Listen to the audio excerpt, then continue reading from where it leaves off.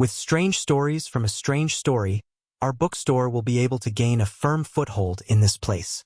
Almost every bookstore had a few popular authors, and a few best-selling novels served as a front. The Yunyan Pavilion had just opened, and there were not many readers. The unexpected popularity of strange stories from a strange story had allowed them to gain a large number of readers. As long as the subsequent volumes maintained the standard, they would be able to retain these readers and become regular customers of the store. Lu Hanyan coughed softly, but did not say anything. Actually, she had only felt pity for Li Mu. She did not even read what he wrote. She did not expect that her small act of kindness would bring about such a huge change in the bookstore. She picked up a book and said to shopkeeper Huang, "Look after the store. I have some matters to attend to, so I will go back first."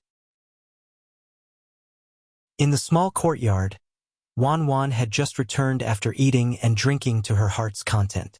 Li Mu rested for a while, then began to practice the sword manual that Li Qing had given him.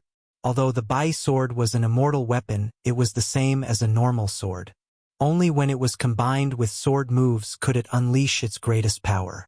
When Li Qing battled with the tiger demon only relied on its brute strength and instincts to fight against wild beasts. Li Qing relied on her nimble movements and sword moves to easily suppress the tiger demon, even though she did not have the advantage in terms of strength. At that time, Li Mu was determined to consolidate these basic skills. These basic skills could not be learned quickly. There were more than 10 basic sword moves.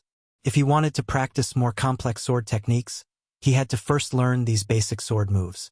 Sword piercing, cloud sword, chop sword, hang sword, sweep sword, point sword, under the scorching sun. Li Mu patiently practiced these basic sword moves over and over again in the courtyard. Only when his entire body was drenched in sweat and he could no longer raise his arms did he put down his sword. He took off his outer and inner robes, leaving only his trousers on. He poured a bucket of cold water over his head, and the cold feeling spread from the top of his head to the rest of his body. He felt indescribably comfortable. After being reborn, Li Mu was quite satisfied with his body. In his previous life, he had been bedridden for a long time. His body had long been tortured by illness. Now, although his body was not very strong, it was very healthy.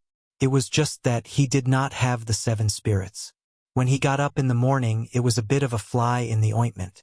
Because constables often patrolled and practiced, when he took off his clothes, the muscles on his arms were not exaggerated. He also had the 6-pack abs that Li Mu was very envious of in his previous life. His almost perfect figure made even Lu Hanyan, who was at the door, stunned for a moment when she saw it. The next moment, she quickly covered her eyes and exclaimed, "Why are you not wearing clothes?" "I just finished practicing and went to take a shower," Li Mu explained. Suddenly, he froze on the spot. Although Lu Hanyan covered her eyes, her vision still leaked through the gaps between her fingers. Not only that, at this moment, in Li Mu's eyes, her body was shining with a faint light. Yellow light. Of the 7 emotions and 7 colors, yellow was desire. Li Mu swore that from the beginning to the end, he really only treated Lu Hanyan as a friend. He never thought that when he treated her as a friend, she actually wanted to. Li Mu hurriedly guided this trace of desire over. This was the first trace of desire he had collected. Thinking that other people relied on hard work to cultivate, but he actually had to rely on his body, he could not help but feel sad. The light on Lu Hanyan's body flashed and disappeared. She said angrily, "Hurry up and put on your clothes."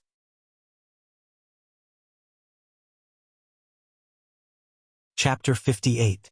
Li Mu went back to his room and changed his clothes. When he came out again, he observed Lu Hanyan for a while, but he didn't see the light just now. After thinking about it carefully, he understood the reason behind this. If he and Lu Hanyan were to switch roles, if it was Li Mu who saw her naked body, he would probably have a moment of impulse. Just like when he was walking on the road and met a beautiful girl, he would instinctively take a few more glances. This trace of lust was based on instinct, not that Lu Hanyan really had any improper thoughts about him. Li Mu felt that it was a pity. If she really had any improper thoughts about him, it would be good. Lust was related to the condensation of the last soul. It was better to let her take a few more glances than to sell her body. Lu Hanyan looked at Li Mu with a slightly red face. She wanted to forget the scene just now, but the more she wanted to forget, the clearer the image became. She coughed softly, looked away from Li Mu, and changed the topic. I'm here to ask you, have you finished writing the second volume of Strange Stories from a Strange Story ? Li Mu nodded and said, It's done. I'll bring it to you later. Lu Hanyan said, There are many people who like Strange Stories from a Strange Story. After the second volume, I suggest that you and the bookstore distribute the profits according to the profits. At that time, after excluding the printing and labor costs, you can get 50% of the total profits. Do you have any problems with this? Li Mu understood the market. Ordinary authors could only get 30% of the profits from books. The more famous authors could get 40%. Lu Hanyan gave him 50%, which was already very considerate. Naturally, there was no problem. Lu Hanyan held a book of Strange Stories from a Strange Story and said to Li Mu, I have a question. Li Mu raised his eyes and looked at her. What question? Lu Hanyan looked at Li Mu with a strange look and asked, Why is it that in your book, the ones who fall in love with human men are either beautiful female ghosts or shape-shifted female demons? Is it? Without waiting for her to finish, Li Mu explained, Of course it's because the readers like it. That's why they'll buy it. In order to make money, I have no other choice. I'm not interested in female ghosts or demonesses. I still prefer beautiful women. What I mean is, I still prefer human women. Lu Hanyan looked at him strangely and said, I understand. I understand. Before Lu Hanyan left, the way she looked at Li Mu made him very depressed. He just wanted to copy books to make some money. It was not worth it to be seen as a pervert who would be attracted to a female ghost and a fox. Li Mu sighed and returned to the study. He opened the Records of Monsters in the 10 Continents and started reading. Strange Stories from a Strange Story was just the imagination of a poor scholar. In reality, there was no story of a fox turning into a human and repaying him with her body. In the Records of Monsters in the 10 Continents, there was no record of a fox repaying a debt of gratitude. However, there were a few detailed accounts of a fox taking revenge. The most recent case related to this happened 30 years ago. A county magistrate of a certain county killed a nest of foxes for no reason. He skinned the foxes and made them into foxskin quilts. However, what he did not know was that one of the foxes actually escaped. 20 years later, the fox had successfully cultivated and slaughtered the county magistrate's entire family. He skinned them and pulled out their tendons. Their corpses were hung in front of the county magistrate's gate. Although the fox was killed by the imperial court in the end, it made people have a deep understanding of the fox clan's vengeful nature. Looking at the story about foxes, he wondered what happened to the little fox he saved last time. He hoped it would not fall into the hunter's trap again. Li Mu was distracted for a while and continued to flip through the pages in his hand. Outside Yangqiu County, there was a secluded valley in the mountains that was rarely visited by humans. A few foxes were jumping and playing in the mountains. An old woman walked into the valley and the group of foxes immediately rushed over. Grandma, Grandma, you're back. Grandma, what good things did you bring us this time? It's roast chicken. I smell roast chicken. Grandma, I want to eat roast chicken. The foxes that could speak human language surrounded the old woman and jumped non-stop. The old woman put down the basket she was carrying at her waist and took out a few roast chickens. She distributed them to the foxes. The foxes held the roast chickens in their mouths and ran away quickly. Only a white fox remained in the same place. It looked at her eagerly and said softly, Grandma. Granny hasn't forgotten you. The old woman smiled and took out a thin book from her bosom. She said, This book is the best seller in the city. Tell me you don't like roasted chicken, but why do you like these things written by humans? If I had known, I wouldn't have taught you how to read. In the old woman's nagging, the little fox held the book in its mouth and ran under the tree. It put the book called Strange Stories from a Chinese Studio on the ground, and used its small claws to flip open the pages and read seriously. This story called Xiao Qian made it tear up. When it saw the ending where Xiao Qian and Ning Kaichen lived happily together, its tears turned into laughter. In the story of Fragrance of Lotus, why did the fox spirit and female ghost get together with humans?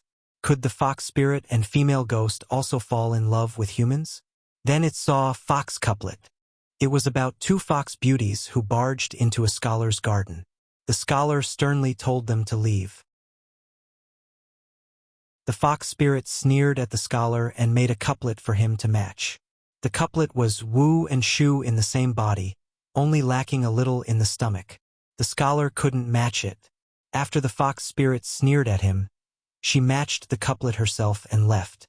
Wu and Shu in the same body, only lacking a little in the stomach. The fox spirit matched the couplet with already gone.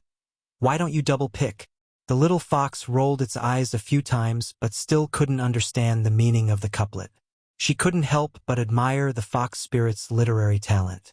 They were both foxes, but the fox spirit could match the couplet. She couldn't even recognize all the words. She held the book in her mouth and ran to the old woman. She asked curiously, "Grandma, Grandma, what does double pick mean?"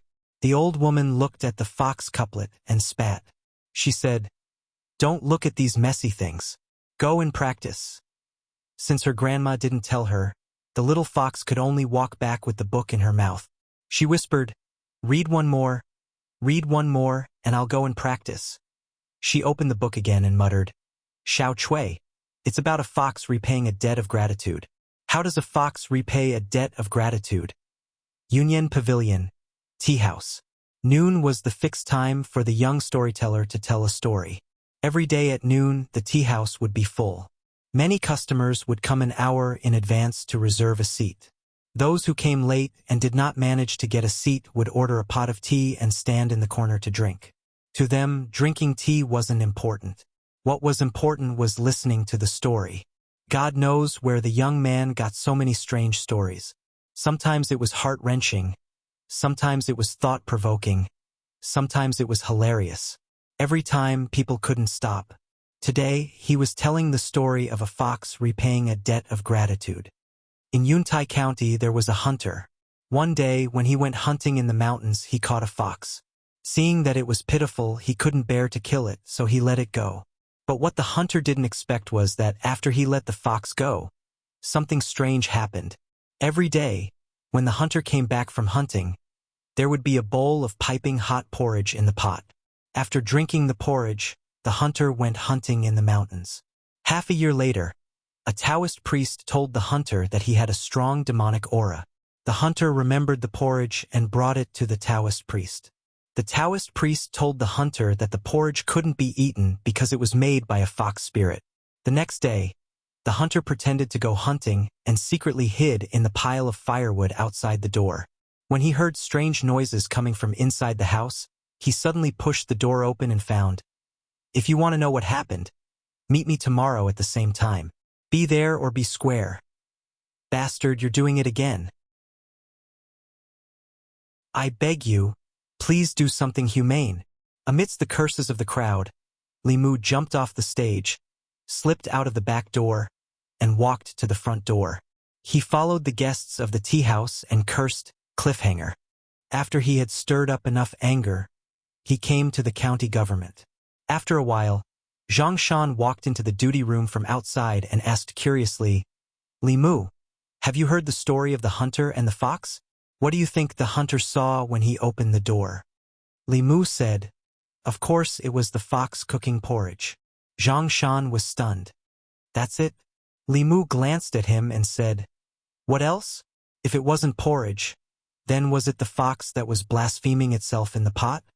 Zhang Shan stood there thinking. Li Mu saw a familiar figure flash by outside the door and immediately walked out of the duty room. He walked to Li Qing and said, "Boss, I've accumulated enough anger. I think I can start to condense the second spirit."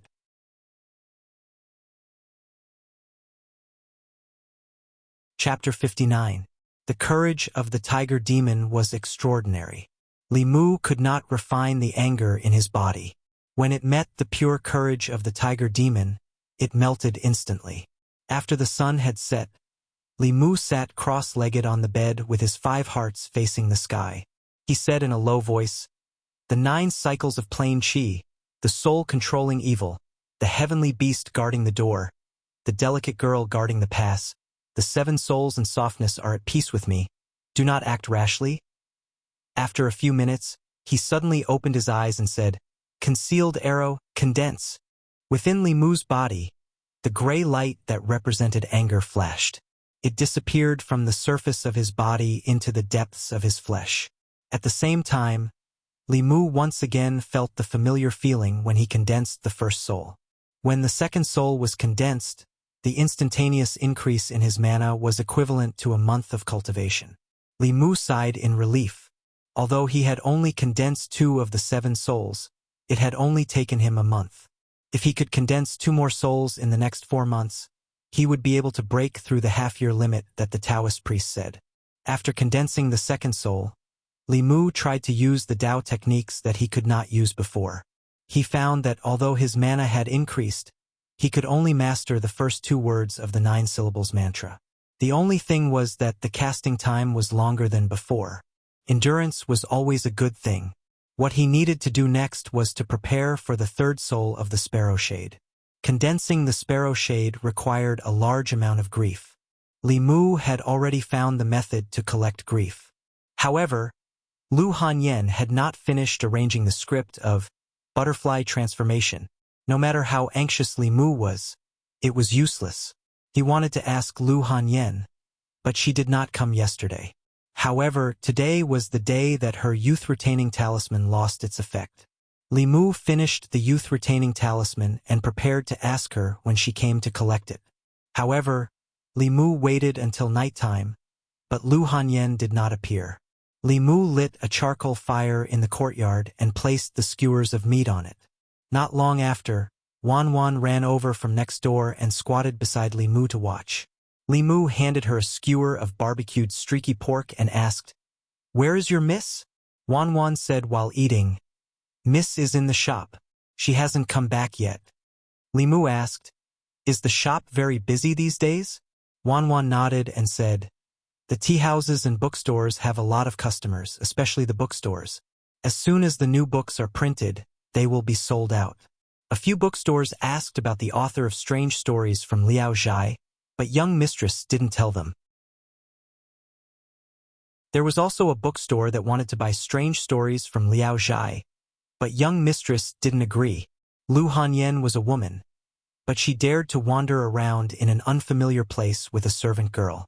She had to resist pressure from all sides. It was indeed not easy. Li Mu had Wan Wan bring the youth-retaining talisman back to her.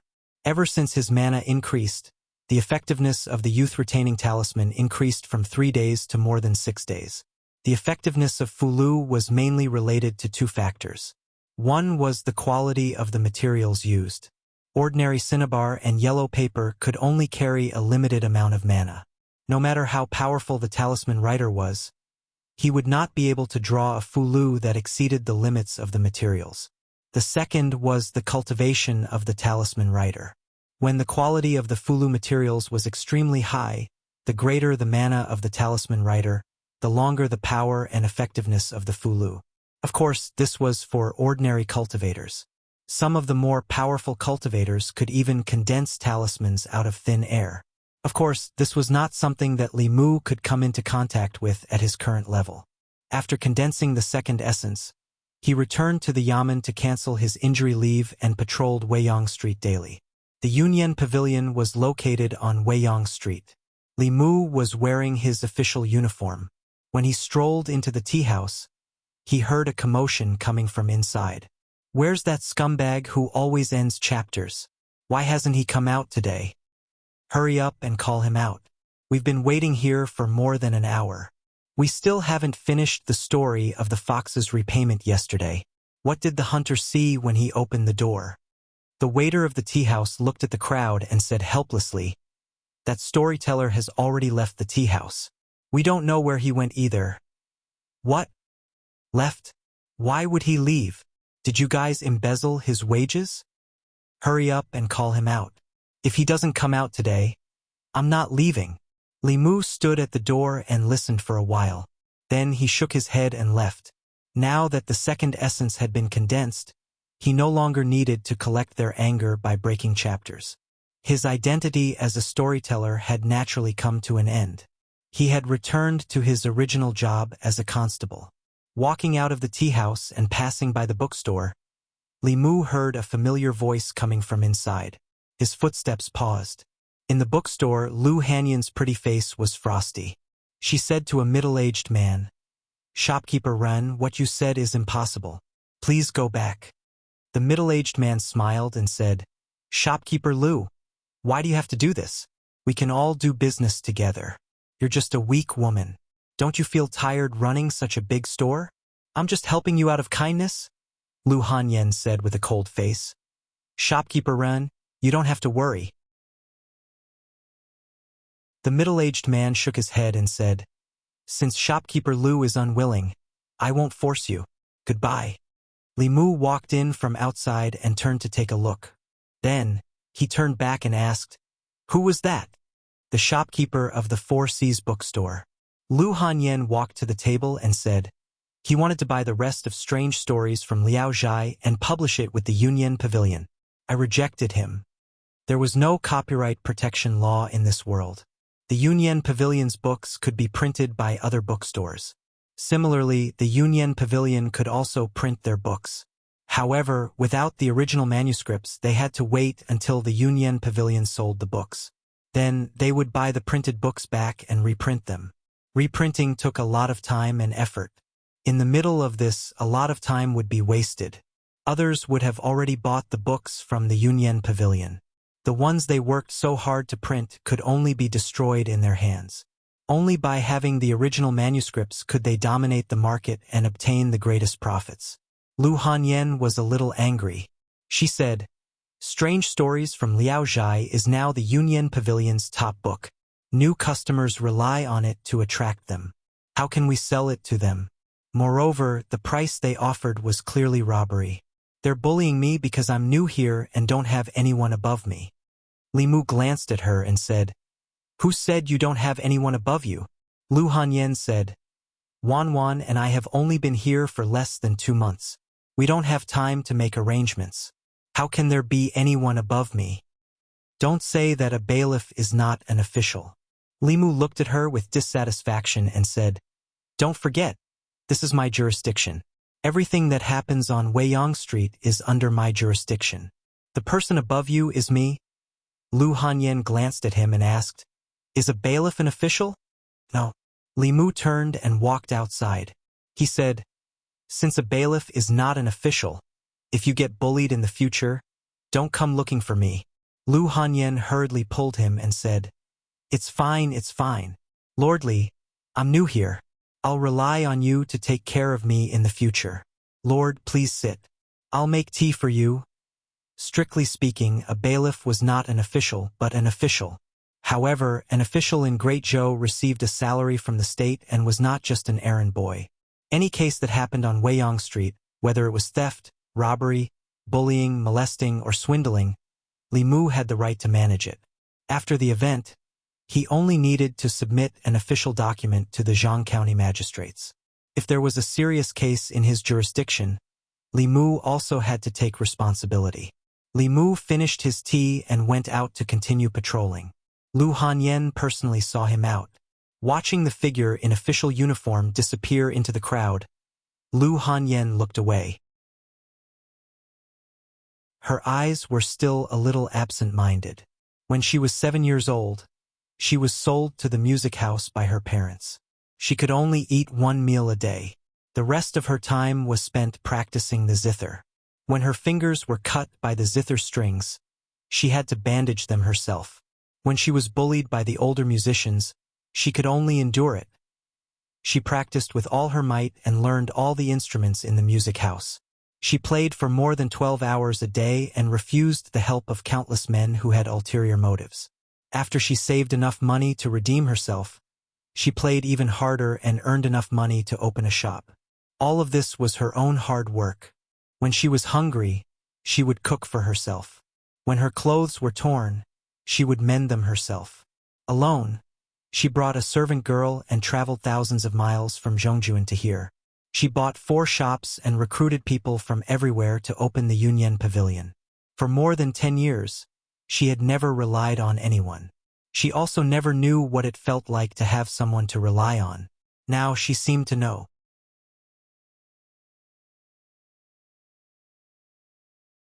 Chapter 60. Lu Hanyan seemed to have realized that Weiyang Street was under Li Mu's protection. She had treated him exceptionally well these past 2 days. Not only did she personally cook for lunch, the dishes she made were all Li Mu's favorites. If not for the fact that she did not take any further action, Li Mu would have reason to suspect that she had some thoughts about him after seeing his body that day. After eating and drinking to their fill, Lu Hanyan went to work on the shop. Li Mu went to the study and took out a brush, ink, and talisman paper to practice a few of the new Fulu that he had learned. Other than Taoist techniques, many of the Taoist spells and Fulu techniques were open and transparent. Li Mu was not a disciple of the Fulu school and could not learn the unique Fulu techniques of the Fulu school. However, he could obtain some of the basic Fulu techniques through other means. After condensing the second essence, Li Mu asked Old Wang to search his library. He actually found a complete collection of the basic Fulu techniques of Taoism. Other than the soul-locking talisman and the youth-retaining talisman, Li Mu also found a few other Fulu techniques that he could draw at his current level. The ghost-seeking talisman had a similar effect as the immortal shows the way. However, it was not as comprehensive as the immortal shows the way. Could only search for ghosts by sensing yin qi. Of course, with the incomplete effect, the restriction on mana was much less. With Li Mu's current insignificant cultivation, he could easily draw it. The opposite of the ghost-seeking talisman was the demon-seeking talisman. It worked on a similar principle. Those with profound cultivation could use these 2 types of Fulu to search for demons and ghosts within a radius of dozens of miles. Li Mu's mana was limited. The Fulu's sensing range was only a few dozen feet. In addition, he had also learned an evil-warding talisman and a ghost-slaying talisman. As for divine abilities, with his current cultivation, he could not learn a single one. He had only learned 2 or 3 small auxiliary spells. In fact, what Li Mu wanted to learn the most was the soul-searching talisman, which was the Fulu that he used to search his past memories. However, this Fulu was not of the lowest level and required a cultivator of the soul condensation realm to write it.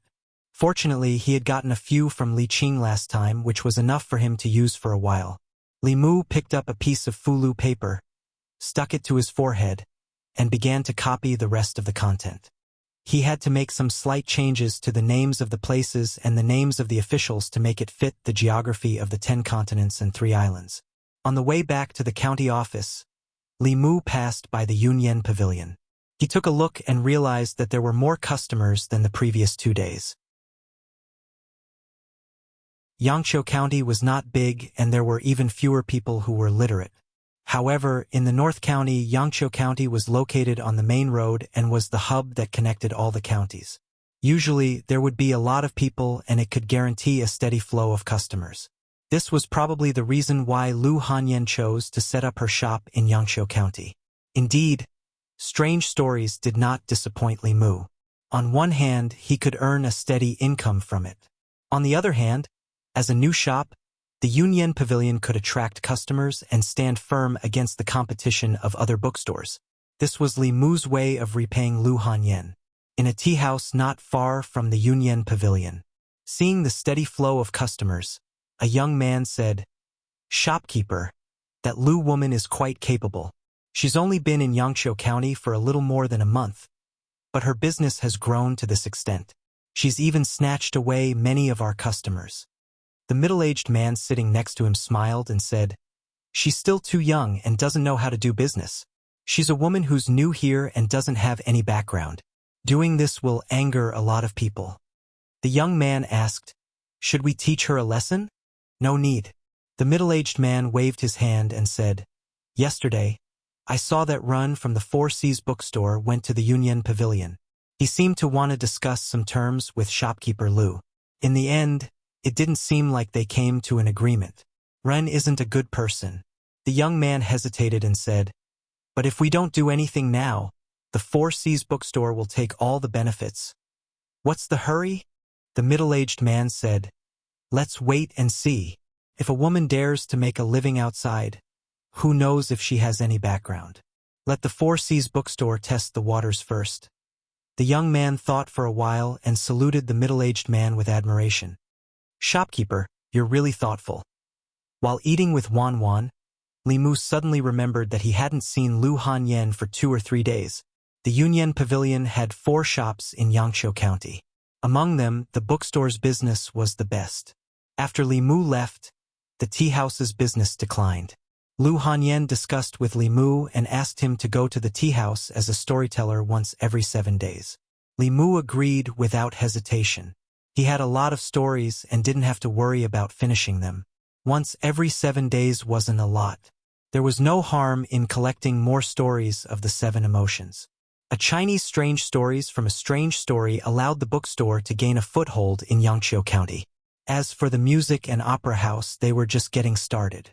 Coincidentally, the music and opera for Transforming into Butterflies were being arranged. Lu Hanyan was busy with these and had been resting in the shop for the past 2 days. After Wan Wan finished eating, she looked at Li Mu pitifully and asked, "Can you cook another bowl of noodles? I'll send it to Miss later." Li Mu nodded and said, "I'll be going to the county office later. I'll send it to her on the way." He looked at Wan Wan and asked, "How old is your miss this year?" The young girl thought for a while and said, 21. Lu Hanyan was 3 years older than Li Mu. Women in Great Zhou didn't get married so early. However, when they were 18 or 19 years old, they usually considered getting married. It was rare for them to not get married at 21 years old. Li Mu asked in a gossipy manner, "Hasn't she thought about getting married?" Wan Wan was puzzled and asked, "Why would she want to get married?" Li Mu said, "When she gets married, she'll have someone to rely on." Wan Wan said, "Miss said that she doesn't rely on men. She only relies on herself. Men are unreliable." After thinking for a while, she realized something. She immediately looked at Li Mu and said, "I'm not talking about young master. Young master is not a thing." Li Mu roughly knew why Lu Hanyan had developed such a personality. Her parents' betrayal had caused great harm to her heart. After she became an adult, she wouldn't easily trust anyone. Of course, another important reason was that she was originally a rich woman. In this world, there weren't many things that couldn't be bought with money. She didn't need to rely on others. It was more likely that others relied on her. When Li Mu sent the food to Yunyan Pavilion, Lu Hanyan was arranging a song in the music workshop. Li Mu didn't understand music and could only rely on his memory. Lu Hanyan needed to keep the main structure of The Lovers of Liang and recompose it. This wasn't an easy task. Li Mu saw that her complexion was somewhat haggard. He put the food box on the table and said, "Eat and rest. If you continue like this, the youth-retaining talisman won't have any effect." Lu Hanyan nodded, but her gaze didn't leave the score. Li Mu waved his hand and said, "Remember to eat. I'm going to patrol." A moment later, Lu Hanyan put down the score and leaned back on the chair. She stretched her body and suddenly heard a sound from her stomach.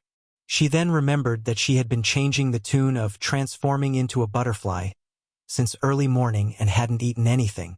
She opened the food box on the table. The bowl of Yangchun noodles was still steaming. A poached egg lay in the bowl, exuding a tempting fragrance. Lu Hanyan's appetite was greatly stimulated. She picked up the chopsticks and quickly finished the bowl of noodles. She even drank the soup. It had to be said that Wan Wan didn't like to eat the noodles he cooked for no reason. After eating, she rubbed her sore eyebrows. She remembered Li Mu's advice and wanted to rest. However, she remembered that as long as she slept for the next 2 days, she would have terrible nightmares. After hesitating for a moment, she picked up the score again. The night was quiet. Li Mu sat cross-legged on the bed, guiding her cultivation as usual. At a certain moment, his closed eyes suddenly opened. Just a moment ago, Li Mu suddenly felt a trace of vigilance in his heart. This vigilance was very subtle. If he hadn't been concentrating on his cultivation, he might not have noticed it.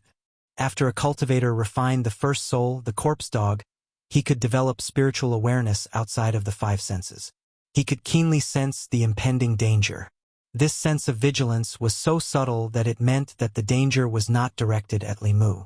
Or perhaps, the thing that triggered this sense of vigilance was too weak to pose much of a threat to him. Perhaps he was too sensitive. Li Mu closed his eyes again. However, not long after, his eyes opened again. He suddenly stood up and looked in a certain direction. Just a moment ago, he felt a trace of vigilance in his heart. The source of this feeling was the house of Lu Hanyan and Wan Wan. At the same time, the ghost-hunting talisman on the table also emitted a faint fluctuation of mana.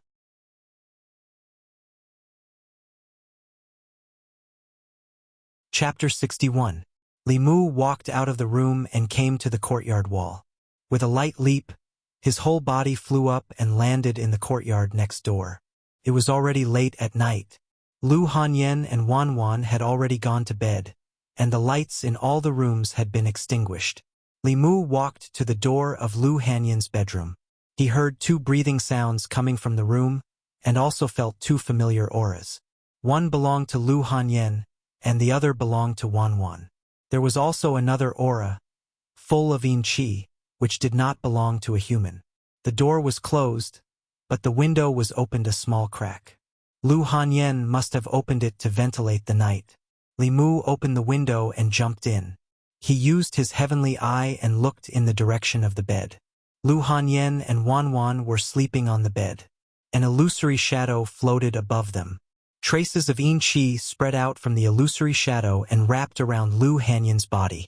In her sleep, Lu Hanyan seemed to have dreamed of something terrible. Her beautiful eyebrows were tightly knitted, and her body was curled up, trembling slightly.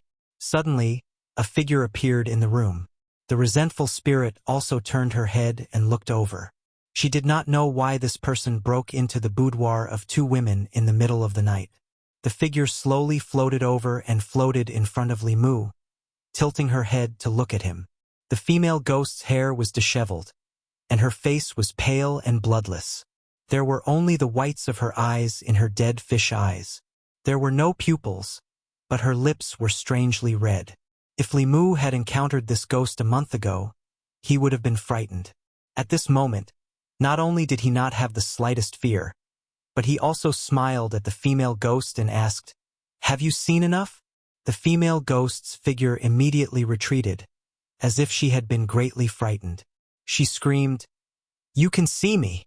Li Mu said coldly, "What kind of ghost are you? How dare you be so presumptuous here? Who let you come here?" The ghost didn't answer, but a panicked cry came from the direction of the bed. It was unknown when Lu Hanyan had woken up. She shielded Wan Wan with one hand and wrapped the quilt with the other. She shouted, "Who are you? Why are you here? Hurry up and leave. If you don't leave, I'll call for help. My neighbor is a constable. He's very powerful." Li Mu said helplessly, "It's me." Hearing Li Mu's voice, Lu Hanyan was slightly relieved, but she still wrapped the quilt tightly around her body and asked nervously, "What are you doing here?" "Now is not the time to talk about this." Li Mu glanced at the ghost and saw that she was about to escape. With a wave of his hand, a fulu flew out and stuck to the door. The ghost wanted to escape through the door, but was bounced back. She ran to the window and another fulu flew out. Li Mu used 5 exorcism talismans in a row and stuck them in 4 directions of the room. He even stuck one on the roof, completely blocking the female ghost's path. Lu Hanyan shrank in the corner of the bed and asked in panic, "What are you doing?" She had just woken up from a nightmare when she saw a black shadow standing in the room. She was greatly frightened. When she heard Li Mu's voice, she was slightly relieved, but when she saw his strange behavior, she was still a little panicked. As a man, he broke into her bedroom in the middle of the night. If it weren't for her trust in Li Mu, she would have already started shouting. Li Mu flicked his finger slightly, and the lights in the bedroom were lit up, illuminating the room. The light made Lu Hanyan's heart calm down. When she saw Li Mu, She immediately lowered her head and said in a trembling voice, What do you want to do? Li Mu looked down and realized that he was worried that Lu Hanyan and Wan Wan would be in danger. He came out in a hurry and didn't even have time to put on his clothes. At this moment, his upper body was still naked. Generally, in this kind of situation, it was obvious that he was here to pick flowers. If it was in court, Li Mu wouldn't even have a chance to explain. In order to avoid Lu Hanyan's misunderstanding, he thought for a moment and strode to Lu Hanyan's bed. What do you want to do? Don't come over. Li Mu, how can you do this? Li Mu didn't explain anything. He made a hand seal with his right hand. After channeling his magic, he pointed his index finger at Lu Hanyan's forehead. Don't go away. Lu Hanyan protected Wan Wan. Her voice was trembling. She wrapped herself in the quilt and curled up in the corner of the bed. However, Li Mu didn't make any next move. She raised her head and saw that Li Mu was still standing by the bed. And in the corner of her room, there was a figure in white. The woman's hair was disheveled. Her lips were red like blood, and her eyes were only white. She was exactly the same as the female ghost that appeared in her dreams these 2 days. Ghost! Her face turned pale. She covered her head with the quilt and hid in the corner of the bed, trembling. She said in shock, Li Mu, there's a ghost, there's a ghost. The female ghost's path was blocked by Fu Lu. She knew that this person had some skills. Her body floated up and pounced on Li Mu. In the next moment, a golden light appeared in her eyes. When her hands touched the golden light, they immediately collapsed. The female ghost screamed and retreated. She curled up in the corner and looked at Li Mu in horror. She screamed, Don't come here, don't come here. Li Mu forced the female ghost to the corner. While absorbing her fear, he coldly asked, How dare you harm people in the county? Tell me, who ordered you? Wan Wan said that Lu Hanyan often had nightmares these 2 days. Li Mu originally thought that she was too tired. When he saw the female ghost, he realized that it was her doing. This resentful spirit repeatedly used ghost tricks on Lu Hanyan. It caused her body to be invaded by yin qi. If it was light, she would be weak for a while. If it was serious, she would fall seriously ill and her life would be in danger. The female ghost curled up in the corner. She lowered her head and did not dare to look at Li Mu. She said in a trembling voice, I was ordered by someone. That person captured one of my souls. If I don't do as he said, he will disperse my soul. Li Mu asked, Who? The female ghost shook her head and said, I don't know. He only said that after it was done, he would come and find me. Li Mu continued to ask, What did he ask you to do? The female ghost said, He just asked me to pester this lady. For a person with 7 complete souls, with the cultivation of a vengeful spirit, it was impossible to directly harm them. It could only use some methods to torture their minds and drive the yin energy to invade their bodies. Through this indirect method, after half a month, the victim's mind and body would be on the verge of collapse, and they would die in a short period of time. The popular saying for this was that if one was haunted by something evil and did not ask someone to exorcise it, they would not live long. Some Jianghu swindlers took advantage of people's psychology to cheat. Some of the bolder ones would even raise a little ghost and drive it to harm people. When the person was tortured to the point of death, they would appear as a master and perform a play of catching ghosts and exorcising evil spirits. They would collect a high fee from it. These people had always been the targets of the Yaman's strict crackdown. Lu Hanyan had just arrived and someone had asked a little ghost to harm her. Li Mu did not need to guess to know that it must be because of business matters. However, he did not know who did it for the time being. However, there was no need to worry. Since they did this, they must have a purpose. They would definitely appear when the time was right. Li Mu looked back at Lu Hanyan and found that although she covered her head in the quilt, she still lifted a corner of the quilt and looked outside in panic. Li Mu glanced at the female ghost and said, You! Turn around and stand facing the wall. Li Mu had seen many demonic ghosts and even fought zombies. Naturally, he was not afraid of her appearance. However, when a normal person saw her ghost appearance, they could not help but be afraid. The female ghost obediently turned around and stood facing the wall. Li Mu walked to the bedside and said to Lu Hanyan, "That female ghost has been subdued by me. It's fine." Wan Wan was awakened by the movement in the room. She crawled out of the quilt and rubbed her sleepy eyes. When she saw Li Mu, she was stunned and asked doubtfully, "Young master, why are you here?" She looked at Li Mu and caught a glimpse of a white shadow in the corner of the room. Coincidentally, the female ghost looked back nervously and met her eyes. "Ghost, ghost." The girl jumped up from the bed and threw herself into Li Mu's arms. She cried out loud. Li Mu turned his head and coldly glanced at the female ghost. He angrily said, "Turn around. If you dare to look back, I will destroy your body and soul."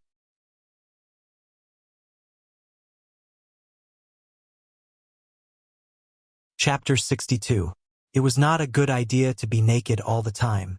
At least, Wan Wan and Lu Hanyan were still wearing undergarments. Li Mu did not have the habit of wearing clothes when he slept at night. He comforted Wan Wan, put away the talisman, and drove the female ghost to his yard. Then, he put her in the soul-recovering bag he picked up from the lizard spirit last time. After getting dressed, he went to the next door again. The two girls were already dressed. Lu Hanyan's face was still a little pale, and Wan Wan's little face was still wet with tears. She shrank in the corner of the bed and shivered. Obviously, she was scared by the female ghost. Lu Hanyan looked at Li Mu and said apologetically, "I'm sorry, I thought..." "It's okay." Li Mu waved his hand and said, "I just sensed the Yin Qi here and was worried that you were in danger. I came out in a hurry and may have scared you." Lu Hanyan looked around timidly and asked, "Then, where is the female ghost?" Li Mu said, "I took her. Tomorrow, I'll bring her to the county office for questioning." He looked at Lu Hanyan and said, "The female ghost said that she was ordered by someone. Do you have any suspects?" Lu Hanyan shook her head and said, "The Union Pavilion's business is getting better and better. It affects the interests of too many people. I don't know who it is." Li Mu thought for a moment and said, "Tomorrow, I'll report this to the county magistrate. Don't worry, no matter who is behind this, we'll catch them and deal with them impartially." The female ghost had been subdued. It was already late at night. Li Mu didn't want to stay here any longer. He said, "It's very late. You should rest first. I'll deal with this matter tomorrow." Li Mu turned and prepared to leave.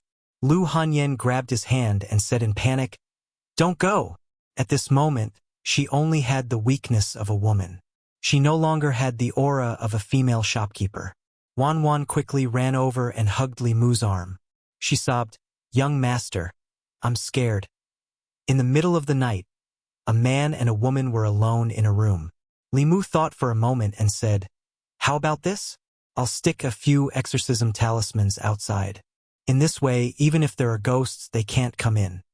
Lu Hanyan asked in a trembling voice, "Will there be more ghosts coming?" Li Mu wasn't sure either. He could only comfort her by saying, "I don't think so." Lu Hanyan gave Wan Wan a look. The little maidservant hugged Li Mu's arm and shook it. She begged, "Young master, I'm scared. Please don't go." If it was just Lu Hanyan, Li Mu could barely hold himself back.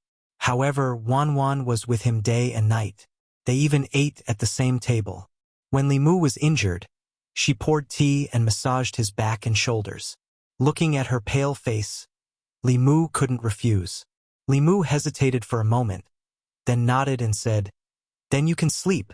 I'll keep watch outside." Anyway, he planned to cultivate at night. The courtyard was open, so the effect of cultivation would be better. "How can that be?" "Wan Wan, go and bring a quilt over." Lu Hanyan shook her head and looked at Li Mu. She said, "I'll have to trouble you to sleep on the ground tonight." "No need." Li Mu shook his head and said, "I'll be fine outside."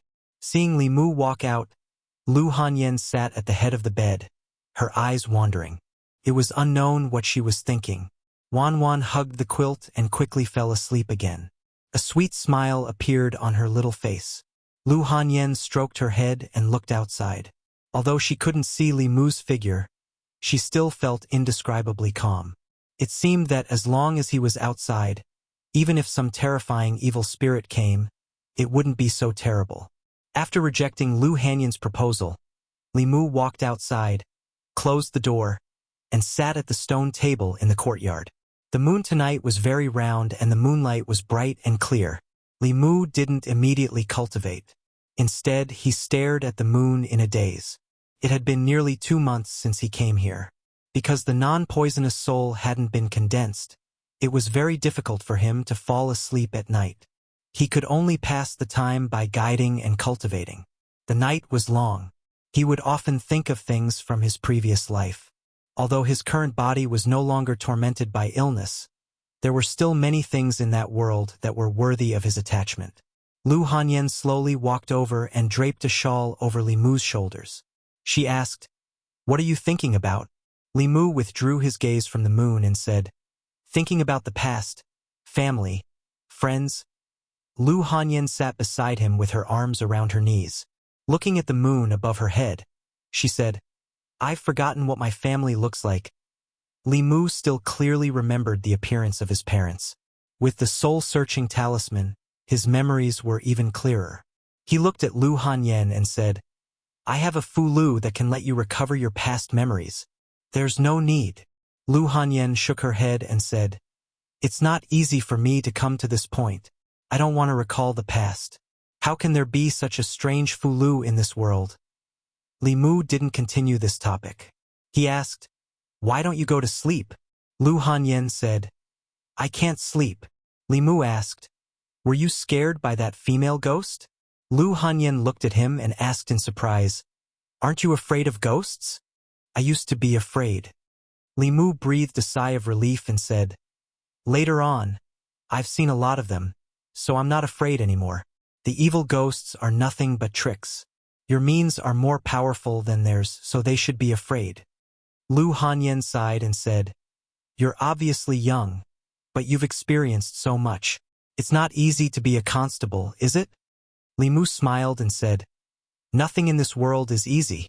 For me, it's easy to catch ghosts, but it's difficult to run a shop. If I were you, I wouldn't be able to get to where you are today." As Li Mu spoke, there was suddenly no response beside him. He was about to turn his head when he felt a weight on his shoulder. Lu Hanyan was leaning on his shoulder and had fallen asleep. She had been haunted by the resentful ghost for the past few days, and she had suffered such a fright tonight. She should have a good rest. Li Mu picked her up and returned to the room. He put her on the bed and covered her with a quilt. Then he left and closed the door. When Lu Hanyan and Wanwan got up and opened the door, they saw that Li Mu was not outside the door. They panicked for no reason. At this moment, a figure flew over the courtyard wall and landed in the yard. Wanwan's eyes widened and she said in shock, "Young master can fly. You're awake." Li Mu looked at them and said, "I've made breakfast. Come and eat." Breakfast was very simple. Li Mu cooked some porridge and 2 side dishes. Wanwan drank 3 bowls of porridge in a row. She put down the bowl and wiped her mouth. She looked at Li Mu pitifully and said, "Young master, can you teach me how to catch ghosts?" Li Mu looked at her and asked with a smile, "What's wrong? Are you not afraid of ghosts?" "I'm afraid." Wanwan retracted her head. After a moment, she summoned her courage and said, "But I want to protect Mississippi." Lu Hanyan looked at her dotingly, and then looked at Li Mu and asked, "Can we cultivate?" Li Mu nodded and said, "Everyone can cultivate, but everyone has different aptitudes and talents, and the difficulty of cultivation is also different. However, as long as one is willing to work hard and learn Dao techniques for 2 to 3 years, no matter how bad one's talent is, dealing with ghosts like last night is still more than enough." Lu Hanyan hesitated for a moment and finally summoned her courage to ask Li Mu, "Can you teach me cultivation?" After that, she hurriedly said, "I know this request may be a bit too much. If your sect doesn't allow it, then forget it." "What's wrong with that?" Li Mu shook his head and said, "I don't have any sect. I usually cultivate by myself. If you want to learn, I can teach you." Lu Hanyan's face lit up with joy. I want to. Li Mu put down his chopsticks and said, Wait for me to come back tonight. I have to go to the yamen to deal with that female ghost. Lu Hanyan nodded. I'll wait for you. Yangqiu County Government. Zhang County magistrates sat in the front hall and said, I have some impression of Yunyan Pavilion. It's a newly opened shop in our county more than a month ago. I heard that their business is very good. At the end of the year, they will definitely pay taxes. What do you think happened to Yunyan Pavilion? Li Mu said, The shopkeeper of Yunyan Pavilion encountered some problems today. Someone used evil ghosts to harm people.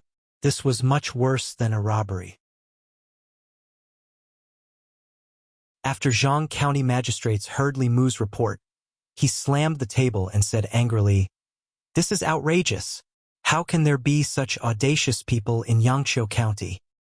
Li Mu. Yes, sir. County Magistrate Zhang said in a low voice, This is a case that happened in your jurisdiction. I order you to protect the shopkeeper of the Yunyan Pavilion. You must ensure her safety. If anything happens to her, I will hold you accountable. Li Mu cupped his hands. Yes, sir.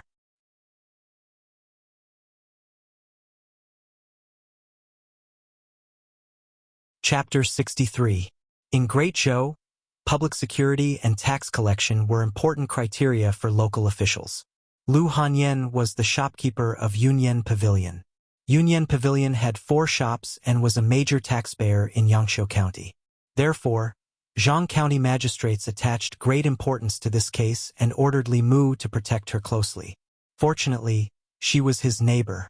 After Li Mu returned to the county office to report, he received orders from Zhang County magistrates and returned home. Lu Hanyan and Wan hadn't left yet. After what happened yesterday, they didn't dare to return to their courtyard. One was washing dishes in the kitchen, and the other was helping Li Mu tidy up his room. Lu Hanyan made Li Mu's bed. She turned around and saw him enter the room. She was surprised and asked, Why are you back so soon? Li Mu said, The county magistrate attached great importance to this case and asked me to protect you closely. I will be by your side for the next 2 days. That's great. Lu Hanyan smiled and said eagerly, Then teach me how to cultivate first. Li Mu knew 2 cultivation methods. One was Haoyan Taoism and the other was Buddhism. The Haoyan Taoism cultivation method was taught to him by Li Qing. Later on, the half of the Taoist book that Su He gave him had detailed records. The Buddhism cultivation method originated from the scripture Xuandu gave him. That was only an introductory scripture with no follow-up. It wasn't suitable to teach Lu Hanyan. Moreover, without Xuandu's permission, he couldn't teach it to anyone casually.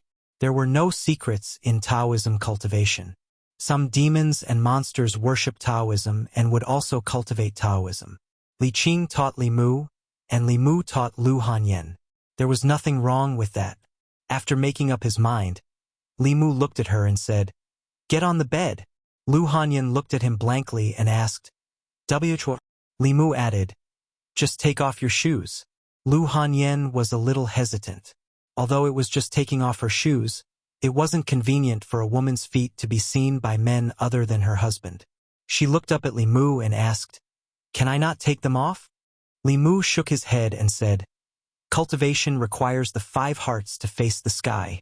The 5 hearts are the hearts of the feet, palms, and the top of the head. You need to maintain a specific posture.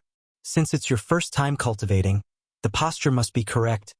Lu Hanyan thought of the nightmares of the past few days and the horror of the female ghost. Her cultivation heart immediately became firm. She silently took off her shoes and sat on the bed. Lu Hanyan's feet were white, slender, and well-proportioned.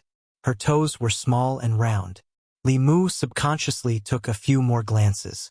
It was the first time Lu Hanyan was barefoot in front of a man. Feeling Li Mu's gaze, her face turned red and she hurriedly covered it with her skirt. Li Mu coughed lightly and looked away.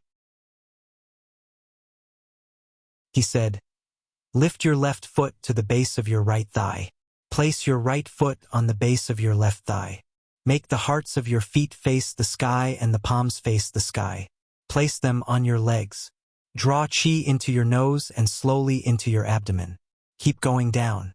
When you feel stuffy, slowly exhale from your mouth. Li Mu's path of cultivation had been introduced by Li Qing. He had long been familiar with the process of guiding others to enter the sect. While Lu Hanyan was trying to breathe, Li Mu stretched out his index finger and gently touched her forehead. He sent a weak trace of mana into her body. He looked at Lu Hanyan and asked, "Do you feel a warm current?" Lu Hanyan nodded and said in surprise, "It seems like something has entered my body." Li Mu controlled the flow of mana in her body as he said, "Focus your attention and guard your mind. Remember the circulation path of this trace of mana in your body. Try to use your mind to guide it." In order to help her remember the circulation path of her dermic powers, Li Mu let this trace of dermic powers circulate in her body for a quarter of an hour before slowly retracting his finger from Lu Hanyan's forehead. With a pale face, he said, "I left a trace of dermic powers in your body. You just have to circulate it according to the path just now when you're guiding it. When you've cultivated your own dermic powers, I'll teach you how to refine your soul. This trace of mana will not stay in Lu Hanyan's body for too long. If her talent is average or if she is lazy, by the time this trace of mana dissipates, she will still not have cultivated her own mana. If it is still the same after a few times, it means that she has no fate with cultivation.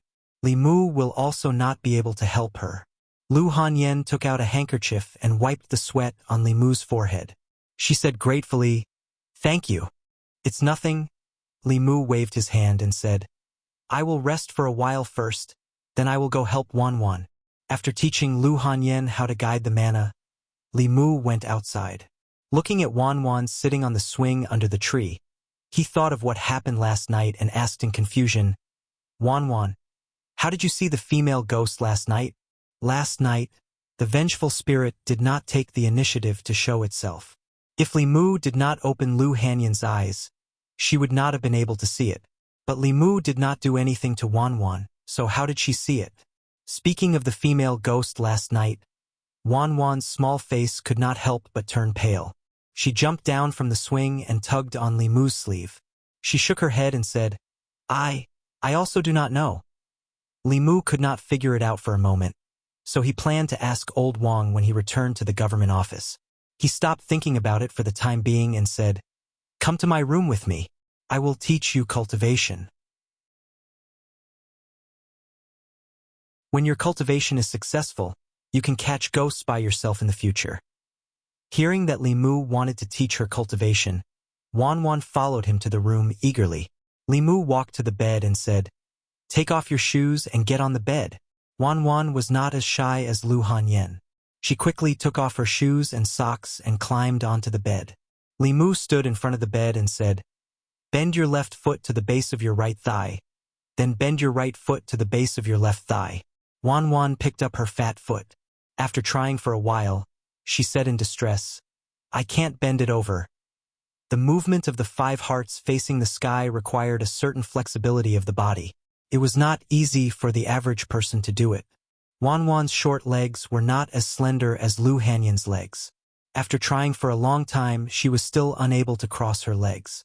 Her legs were under her skirt. Li Mu could not help her, so he could only turn around and say, "Try to use more strength. This is a fixed position for cultivation. You must do it." Wan Wan hugged her small foot and tried to bend it. She cried, "It hurts?" Li Mu comforted her. "Bear with it. It won't hurt in a while." After a while, the little maid said with a sobbing voice, "It still hurts." In this short period of time, Lu Hanyan poked her head outside the door 3 times. Li Mu could not stand it anymore. He walked to the door and said, "Come and help her."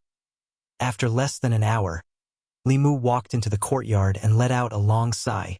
Teaching them cultivation was more tiring than fighting with demons and ghosts. However, he finally passed a trace of transcendence energy into the master and servant's bodies. Next, they would have to rely on themselves. Teaching Lu Hanyan and Wan Wan to cultivate was a piece of cake for Li Mu. Whether they could succeed or not depended on their talent and hard work. Even if they only had a little talent for cultivation, after cultivating for a few days, they would be able to improve their cultivation and have more ability to protect themselves. Li Mu could not always be by their side. Two weak women, alone outside, if they did not have any tricks up their sleeves, it would be too dangerous. The female ghost that was pestering Lu Hanyan was temporarily guarded by Li Mu in the soul-recovering bag. It had a one-way connection with the person behind the case. At this time, the other party had no idea that the female ghost had fallen into Li Mu's hands. After lunch, in order to not arouse the suspicion of the person behind the scenes, Li Mu first let Lu Hanyan go to the shop before he left the house.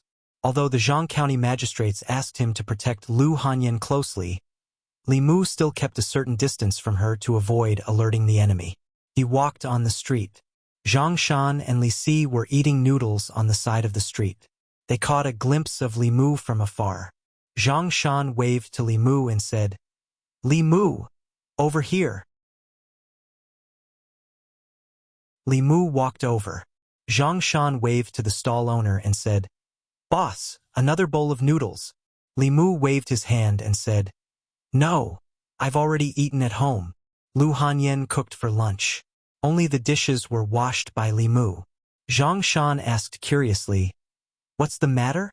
You haven't eaten with us for a long time. Is there someone at home or something?" Li Mu sat down beside him and said, "Cut the crap. Come with me after lunch. There's a case that needs you."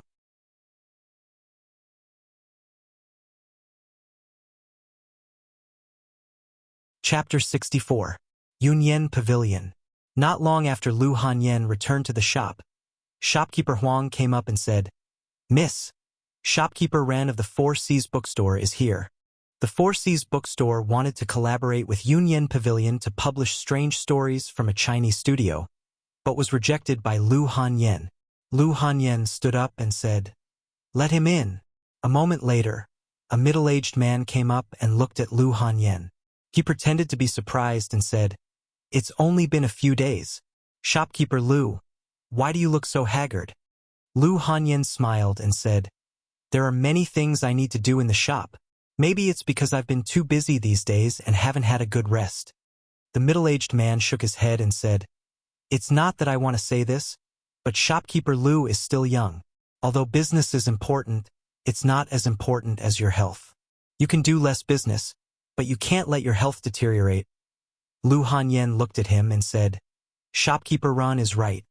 The middle-aged man smiled again and said, "If Union Pavilion's business is too heavy, my Four Seas bookstore doesn't mind helping shopkeeper Lu." Lu Hanyan shook her head and said, "This is my Union Pavilion's business. There's no need for shopkeeper Ren to worry." Shopkeeper Ren sighed and said, "I'm just afraid that if shopkeeper Lu continues like this, your body won't be able to take it. If a person is too tired, it's easy for them to have nightmares at night. They dream of evil spirits coming for their lives." Lu Hanyan suddenly looked at him and asked, "You did it?" Shopkeeper Ren shook his head and said, "What do you mean by I did it? I didn't do anything." "Shopkeeper Lu, please don't frame me." Lu Hanyan took a deep breath and looked at shopkeeper Ren again and said, "As long as you can stop me from having those nightmares, I'll agree to your conditions last time. I don't know what evil spirits are." Shopkeeper Ren smiled and said, "However, I think Miss Lu might be too tired, which is why you often have those nightmares. Why don't we, the Four Seas bookstore, help you share some of the pressure? Naturally, you won't have those nightmares." Lu Hanyan looked at him coldly and said, "Things have come to this. If you still want to hide it, then we have nothing to talk about." Looking at him, the smile on shopkeeper Ren's face gradually disappeared. He said mockingly, "So what if I am? Shopkeeper Lu, you're new here and don't know the situation in Yangqiu County. Aren't you a little too naive to think that you can get a share of the profits?" Lu Hanyan asked, "Aren't you afraid that I'll report it? Do you think I haven't investigated you? You're an outsider with a maid. How long have you been in Yangqiu County? You don't have anyone backing you up. How dare you report this to the authorities?" Shopkeeper Ren curled his lips and said, "Besides, what's the use of reporting to the authorities? Do you have any evidence to prove that I did it?" Lu Hanyan looked at him and suddenly smiled. Shopkeeper Ren's expression froze as he asked, "Why are you laughing?" Lu Hanyan said, "You said something wrong." Shopkeeper Ren asked suspiciously, "What?" Lu Hanyan said, "There's someone backing me up."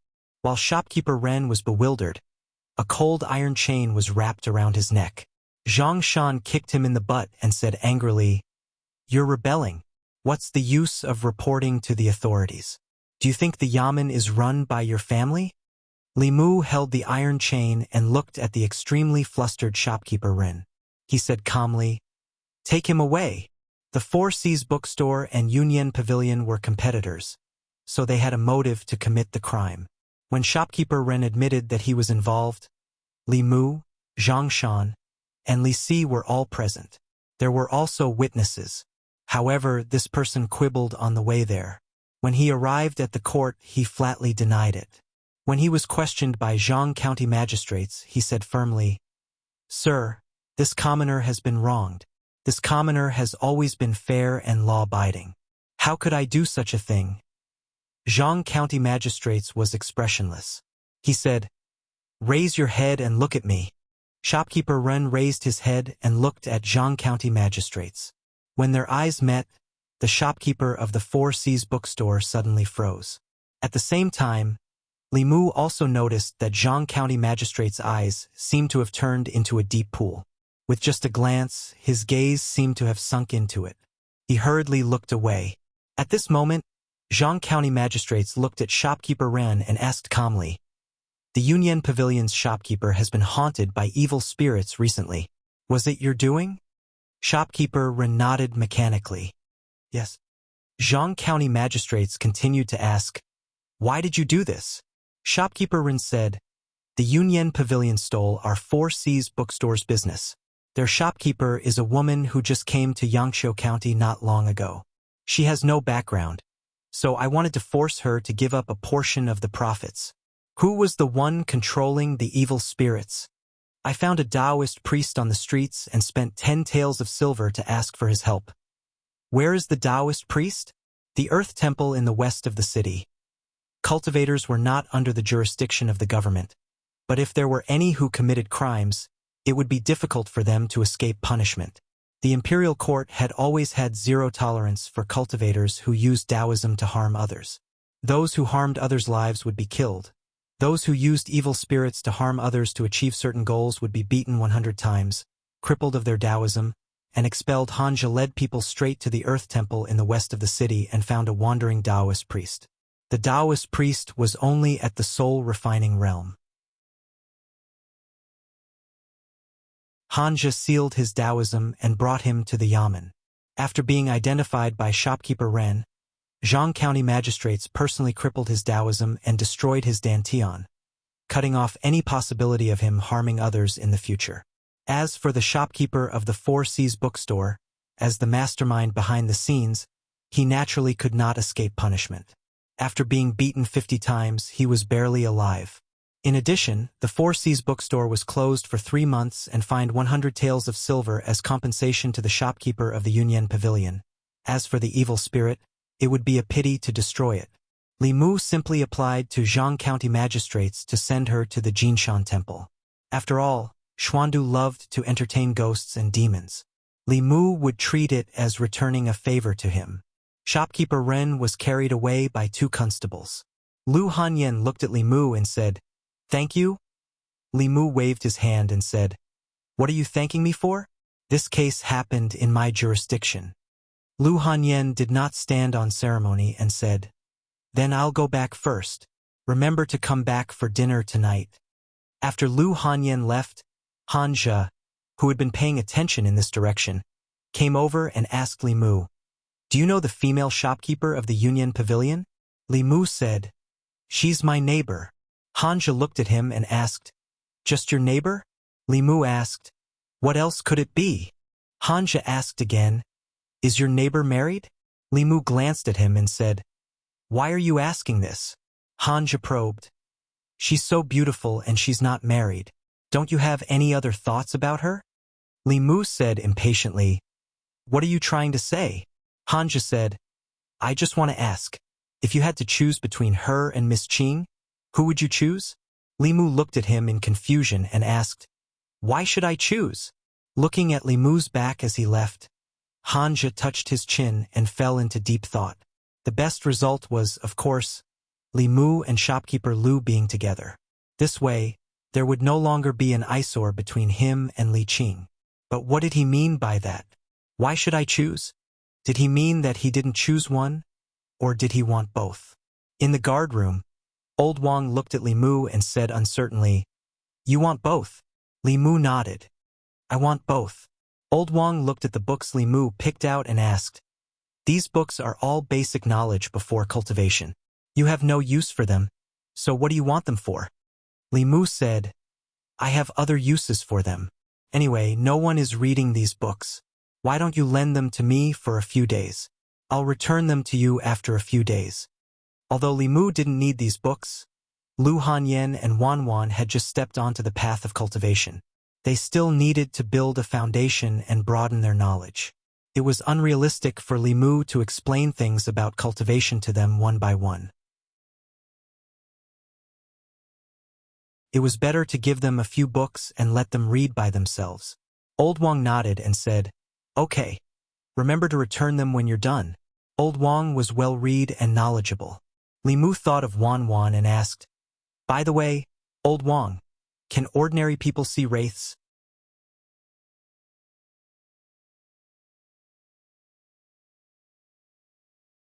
Chapter 65. Nope. Lao Wang shook his head and said, "Unless the wraith shows itself, or a cultivator opens the third eye for them." Li Mu added, "If the wraith doesn't show itself, then no cultivator opens the third eye for her." Lao Wang looked at him and said, "Then there's only one possibility." Li Mu asked, "What is it?" Lao Wang said, "This person is born with spiritual eyes." Li Mu was stunned. What is born with spiritual eyes? You can understand it as some kind of talent. Lao Wang explained, but this kind of talent is more common in the demon clan. For example, bat demons are born with the ability to attack using sound waves, and those monsters transformed from poisonous insects are very good at using poison. The dragon clan is born with the strength of the middle realm. These can all be attributed to talent. Humans sometimes have this kind of situation. Born with spiritual eyes is equivalent to opening the third eye at all times. It's normal for them to be able to see things that ordinary people can't. Li Mu didn't ask any more questions. He thought about the possibility of Wan Wan's natural spiritual eyes. With her courage, she would cry when she saw a female ghost. If she was born with spiritual eyes, why didn't he discover it? Li Mu thought about it again and felt that it was normal for this kind of thing to happen to Wan Wan. Although there were demons and ghosts in this world, under the protection of the imperial court, demons and ghosts and humans mostly minded their own business. Ordinary people wouldn't be able to come into contact with these things in their lifetime. Under normal circumstances, spirits and wraith looked like ordinary people. Ghosts were transformed from humans, so they had dignity and beauty. If it wasn't a special situation, who would want to make themselves hideous and terrifying? With Wan Wan's personality, even if she really saw a ghost, she probably wouldn't be able to tell. This reminded Li Mu of the first time he met Jiang Wang clan. He only thought of her as an ordinary woman. While Li Mu was thinking, Lao Wang found a book in the corner of the bookshelf. He blew off the thick layer of dust on it and threw it to Li Mu. He said, "There are records about spiritual eyes in this book. Take a look yourself." Lao Wang really had all kinds of books here. Li Mu put the book together with the other books. He left the yamen and bought some talisman paper and cinnabar on the street. After the condensation of the second spirit, he could write a few more talismans, and they were the more practical ones that could expel evil spirits and kill ghosts. These talismans could only be drawn when he needed them. Obviously, there was not enough time, so he had to prepare them in advance and carry them with him. After returning home, Li Mu wrote more than 10 talismans in a row. He only stopped when his mana was almost exhausted. After dinner, he handed 2 talisman exorcism to Yu Hanyun and said, "These 2 talismans have the effect of exorcism. You and Wan Wan should carry them with you. Normal ghosts will not be able to get close to you. You can read the books in my study later. They are all about cultivation. You can understand them. Li Mu didn't give the book about spiritual eyes to her. He planned to study it himself first. Yu Hanyun accepted the talisman. Li Mu asked again, "Is the bit of mana I sent into your body still there?" Yu Hanyun nodded and said, "It's still there." People with average talent often needed several months of guidance to produce the first bit of mana in their body. If they had the help of other cultivators to help them familiarize themselves with the flow of mana, this time could be greatly shortened. Even so, those who were slightly talented still needed the help of other cultivators several times before they could condense their mana. Li Mu had a pure yang body and was extremely talented, so he easily retained the mana that Li Qing sent into his body. Li Mu just checked Wanwan's body and found that the mana he sent into her body in the morning had already dissipated. He thought that Yu Hanyun would be the same and would need to try a few more times. He didn't expect that the mana in her body had not dissipated yet. Li Mu looked at her and said in surprise, "Give me your hand." Yu Hanyun stretched out her hand. Li Mu held her hand. Yu Hanyun blushed slightly, but she still allowed him to hold her hand. Li Mu sent a trace of her dermic powers into Lu Hanyun's body. After a cycle, she was surprised to find that not only did the dermic powers she had left in Lu Hanyun's body in the morning did not disappear, but instead increased a little. Although it was only a negligible increase, it showed that her talent for cultivation was not inferior to Li Mu's. Yu Hanyun saw his strange expression and asked nervously, "What's wrong?" Li Mu seemed to have thought of something. He looked at her and asked, "What are your birth characters?" Other than marriage discussions, Yu Hanyun couldn't think of any other time to ask about her birth characters. She asked in confusion, "Why are you asking this?" Li Mu said, "Tell me first. This is very important." Yu Hanyun thought for a moment and said, "Icho Xanc, Ding Mao, Gue Mao." Li Mu calculated with his fingers and looked at Yu Hanyun in shock. Li Mu was born in the year of the dragon. His birth characters were Wu Chan, Gung Wu, Bing Wu, Ren Chun. The four pillars were pure yang. Yu Hanyun was born in the year of the ox. She was 3 years older than him. Her birth characters were Icho Xinc, Ding Mao Gue Mao. She was the opposite of Li Mu.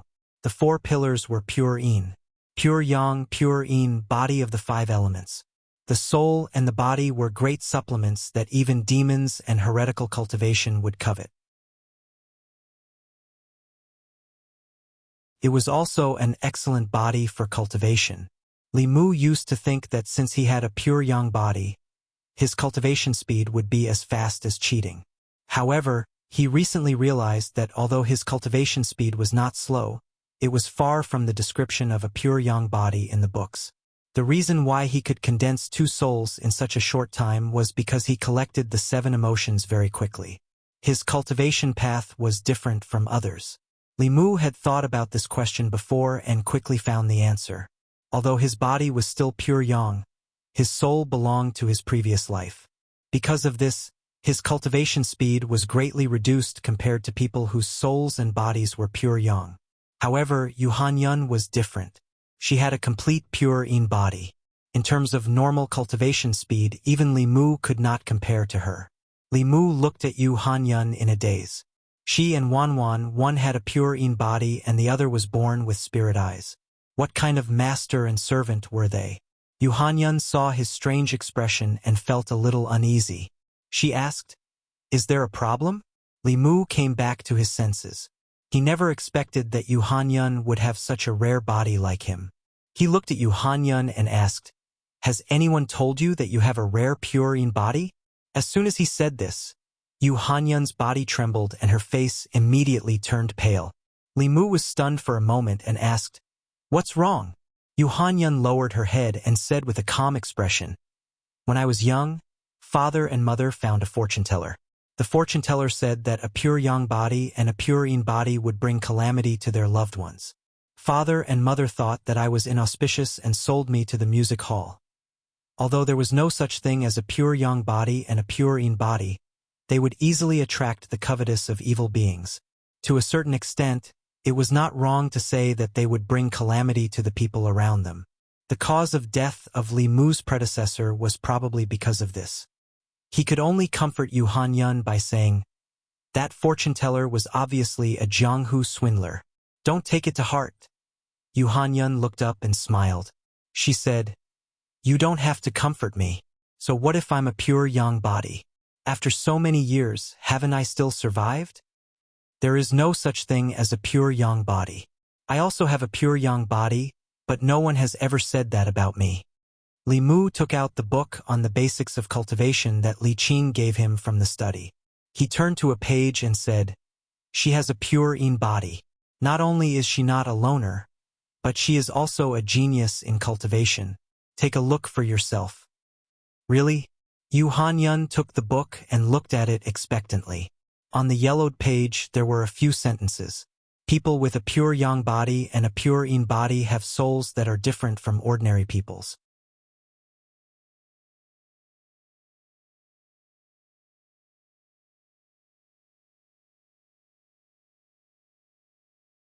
Chapter 66. Li Mu had some admiration for Lu Hanyan. He admired her independence and self-improvement as a woman. She had traveled thousands of miles from Zhongjun with a servant girl, and in such a short period of time, she had expanded the Yunyan Pavilion to its current scale. Other than admiration, he also craved for her. Of course, it wasn't her body, but her cooking skills. Li Mu didn't deny that Lu Hanyan was a very outstanding woman in every aspect. Appearance, figure, cooking skills, wealth, personality. There were probably countless men who dreamed of marrying her. However, to Li Mu, this kind of person was fine as a friend. As a wife, he liked the kind of gentle, considerate, cute, obedient girls who knew how to act coquettishly and take care of others. He didn't like overly strong girls. As a man, he preferred to protect his woman, not be protected by a woman or be kept by a woman. Even if Lu Hanyan had a pure yin body and was a natural match for him, feelings were more important than one's constitution. "No, I'm not your type?" Even if Lu Hanyan had never thought of developing a relationship with Li Mu, hearing this answer from his mouth was still a blow. As a woman, she had a figure, looks, cooking skills, and money. What reason did he have to not like her? She glanced at Li Mu and asked unhappily, "Then what kind of woman do you like?" In order to reassure Lu Hanyan, Li Mu spoke the truth. "Cute, obedient, well-behaved, and knows how to take care of others. As for age, it's best if she's younger than me. Cute, obedient, well-behaved, and knows how to take care of others." Lu Hanyan felt that she fit this description very well. It was just that she was older than him by 3 years. But so what if she was older by 3 years? As the saying goes, a woman 3 years older than him would have a gold bar. Moreover, if he had her, it wouldn't be just a gold bar, but a pile of gold bars. It would be enough for him to live a carefree life for the rest of his life. Was he looking down on her age? This caused her to be instantly enraged. It wasn't that she liked Li Mu. It was just that she was a woman who had absolute confidence in her looks, figure, and other conditions. Yet, she was ignored and disdained by a man, which made it difficult for her to accept. She opened her mouth and was about to refute when she suddenly thought of something. She looked at Wanwan, who was swinging under the tree in the yard. Cute, obedient, well-behaved, and knows how to take care of people. She's a little younger than you. She suddenly looked at Li Mu and said warily, "Are you thinking about Wanwan?" If Lu Hanyan hadn't mentioned it, Li Mu wouldn't have thought about it. After her reminder, Li Mu suddenly realized that if Wanwan was 2 years older, wouldn't she be his ideal type? No wonder he liked Wanwan so much and always treated her well.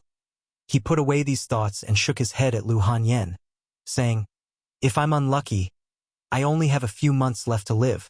How would I have the time to think about these things?" Li Mu successfully changed Lu Hanyan's mind.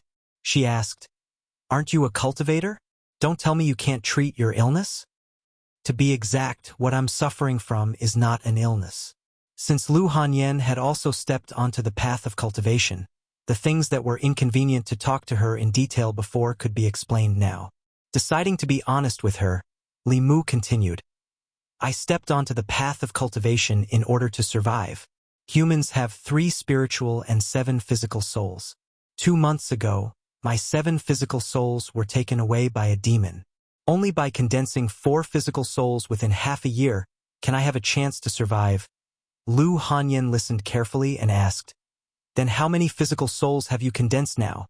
Li Mu answered, 2 physical souls.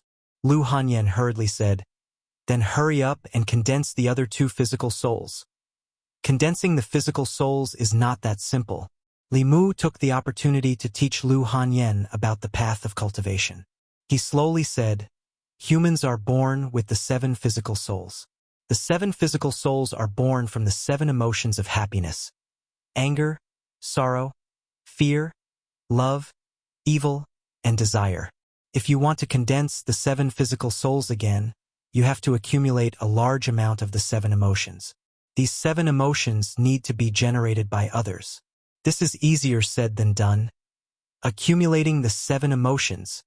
Lu Hanyan thought for a moment and said in realization, "I understand now. The reason why you told stories in the tea house and stopped at the most interesting part every time was to collect the anger of the customers?" Li Mu nodded. Lu Hanyan continued to ask, "Then the reason why you deliberately barbecued meat in the courtyard last time was actually to make me angry and then take away my anger?" Li Mu smiled awkwardly and explained, "I also wanted to survive. You should understand this, right?" Lu Hanyan glared at him but did not pursue the matter. She thought of something else and asked, "You wanted to play Liang Shanbua because you wanted to absorb the sadness of the customers, right?" Li Mu nodded and said, "Yes." Lu Hanyan looked at him with a resentful gaze and said, "You even said that it was your dream. A man's mouth is a liar?" Li Mu said embarrassedly. "I had no choice at the time." Lu Hanyan thought for a moment and continued to ask, "Happiness, anger, sorrow, and fear are easy to obtain. What about love and desire?" This was also Li Mu's headache. He said helplessly, "Let's first condense the first 4 physical souls and live for half a year." Lu Hanyan nodded and said, "I will personally go to the theater and ask them to change the script as soon as possible." Li Mu cupped his hands and said, "Thank you." Lu Hanyan waved her hand. "What are you thanking me for? I haven't thanked you for teaching me cultivation yet." Speaking of cultivation, Li Mu thought of something and his expression became serious. He said, "There is something you must be careful about." Seeing his serious expression, Lu Hanyan also became serious. She asked, "What is it?" Li Mu said, "The bodies of pure yin and pure yang are indeed suitable for cultivation, but our souls and bodies are also great nourishment for demonic ghosts and evil creatures. Not only are they easy to attract demonic ghosts and evil creatures, they will also attract the covetous eyes of heretical cultivation. In the future, you must never tell anyone about your birth date and horoscope, let alone let anyone know that you have a body of pure yin." Lu Hanyan nodded and said solemnly, "I understand. The bodies of pure yang, pure yin, and 5 elements could not be seen from the outside, unless someone knew their birth date and horoscope, or came into close contact with evil creatures that were more sensitive to these types of bodies."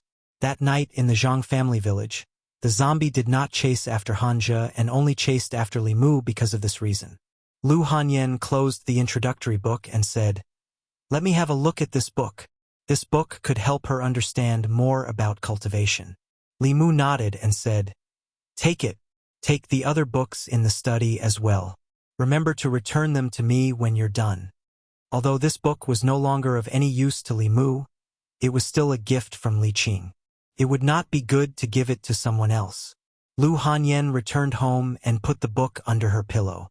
She said to her servant girl, "Wan Wan, go to the opera house and tell the masters to write the script for Transforming into Butterflies in 3 days. Their wages for this month will be doubled." Ren residence. The Four Seas bookstore was closed for 3 months as a punishment and had to pay 100 taels of silver to the shopkeeper of the Yunyan Pavilion. The shopkeeper was also beaten 50 times. In the Ren residence, the servants looked worried. In a room in the inner courtyard, shopkeeper Ren's wails could be heard. A young man walked into the room. When shopkeeper Ren saw him, he immediately said, You on You have to avenge father. The young man's face darkened. He said, Didn't I tell you to do business honestly and not engage in these crooked practices? Do you really think those cultivators in the yamen are useless? Shopkeeper Ren said regretfully. I thought that woman was new here and did not have any background. Who would have thought that she had someone backing her? All right, let's forget about this matter. Stay at home and recuperate. Don't provoke the yamen again. The young man walked to the bed, stretched out his palm, and placed it on shopkeeper Ren's back. A white light flashed on his palm.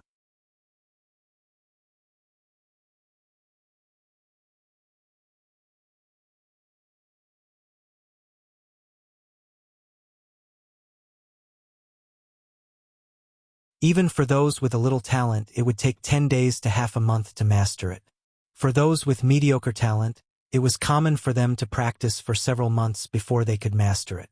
Lu Hanyan had already failed several times. Her mana was overdrawn and her face was pale, but she was still persevering. Li Mu could see the stubbornness in her personality from the matter of writing talismans. Once she set her mind on something, she would definitely not turn back even if she hit a wall. Li Mu looked at her and comforted. Why don't you try again tomorrow? Lu Hanyan's expression was firm and said, I can definitely do it. I'm so close. Li Mu was worried that she would be exhausted if she continued to persevere, so he took the brush from her hand and said, Recite with me. Your heart is as clear as ice. Even if the sky collapses, you won't be alarmed. After teaching Lu Hanyan, Li Mu reminded her again. Just remember this technique. Don't tell anyone else. The art of tranquility did not belong to the category of Taoist techniques, but it was very effective in situations where one needed to calm down and concentrate. After learning the art of tranquility, Lu Hanyan only failed once before she successfully drew a face-retaining talisman. In this world, the art of tranquility was a secret technique that only Li Mu knew. It was different from the art of leading in. If it wasn't for the fact that Lu Hanyan stayed up late to help him write the script, Li Mu wouldn't be so generous as to teach her. Using sincerity to exchange for sincerity, this was what Li Si taught Li Mu. Although Li Si said that it was to pick up girls, it could be used in other situations as well. Speaking of which, he couldn't favor one and discriminate against the other. Since he taught it to Lu Hanyan, he should find a chance to teach it to Li Qing as well. Although Lu Hanyan was also kind to him, it wasn't 10 to 20% of Li Qing's kindness to him. And from Li Qing, Li Mu had never asked for anything in return. When Li Mu found Li Qing in the guard room, she was cultivating with her eyes closed. The lower three realms of cultivation were soul refining, soul condensing, and spirit concentrating. Soul refining was to refine the 7 souls, allowing the cultivator to completely control the body. Soul condensing was actually soul refining. It was the process of the cultivator gradually controlling the 3 souls. In this realm, the cultivator's soul gradually grew stronger and could freely enter and leave the body. Moreover, when the soul was in the state of leaving the body, it could still retain part of its strength. Spirit concentrating was the last realm of the lower 3 realms of cultivation. At this realm, the cultivator's 3 souls merged into one and completely transformed into the primordial spirit. Even if the body died, the primordial spirit could leave the body and enter a new body to be reborn. As long as the primordial spirit was not destroyed, the cultivator would not truly die. For cultivators in the spirit concentrating realm, their cultivation was all in the primordial spirit. Even if the body died and only the primordial spirit was left, their strength would not be weakened too much. This was similar to monsters in human form. Although the lizard spirit and the tiger spirit's body died, their souls were still strong. However, after they turned into souls, they would be more afraid of thunder arts and Buddha's light. Li Mu walked into the guard room. Li Qing slowly opened her eyes and asked, Did something happen in your cultivation? No. Li Mu shook his head and said, I came across a spell by chance. It can clear the heart and restrain the mind. When I use it when I'm writing talismans, it can stabilize the mind and increase the success rate of writing talismans. He handed a piece of paper to Li Qing and said, This is the spell. Li Qing did not take it, She shook her head and said, "There are many spells of calming the heart and clearing the heart in Taoism, but none of them have this effect. Even in the 6 ancestral courts, this spell can be called a top-notch spell. It's very precious. I can't accept it." Li Mu put the paper on the table in front of Li Qing and said, "Boss taught me cultivation, saved my life, and gave me a book and a sword.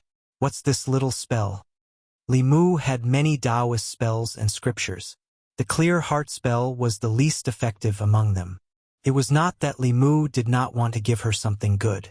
With Li Qing's kindness to him, it was not too much to ask Li Mu to repay her with his body. It was just that Li Mu himself had not figured out the 9 words mantra.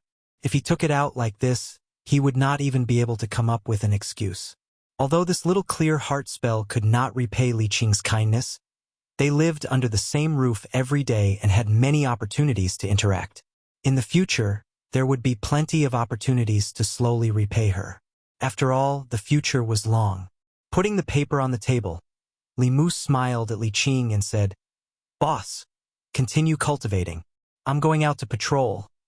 "Wait a moment." Li Qing glanced at the paper on the table and said nothing.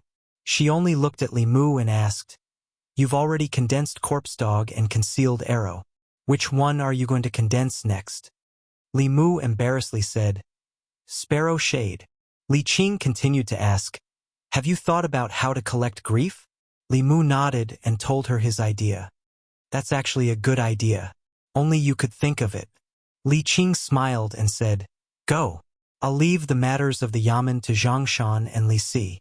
You just need to focus on condensing the soul." Li Mu stood at the door and did not immediately walk out. Li Qing looked at Li Mu standing at the door and asked, "Is there something else?" Li Mu smiled and said, "Boss, you look really good when you smile."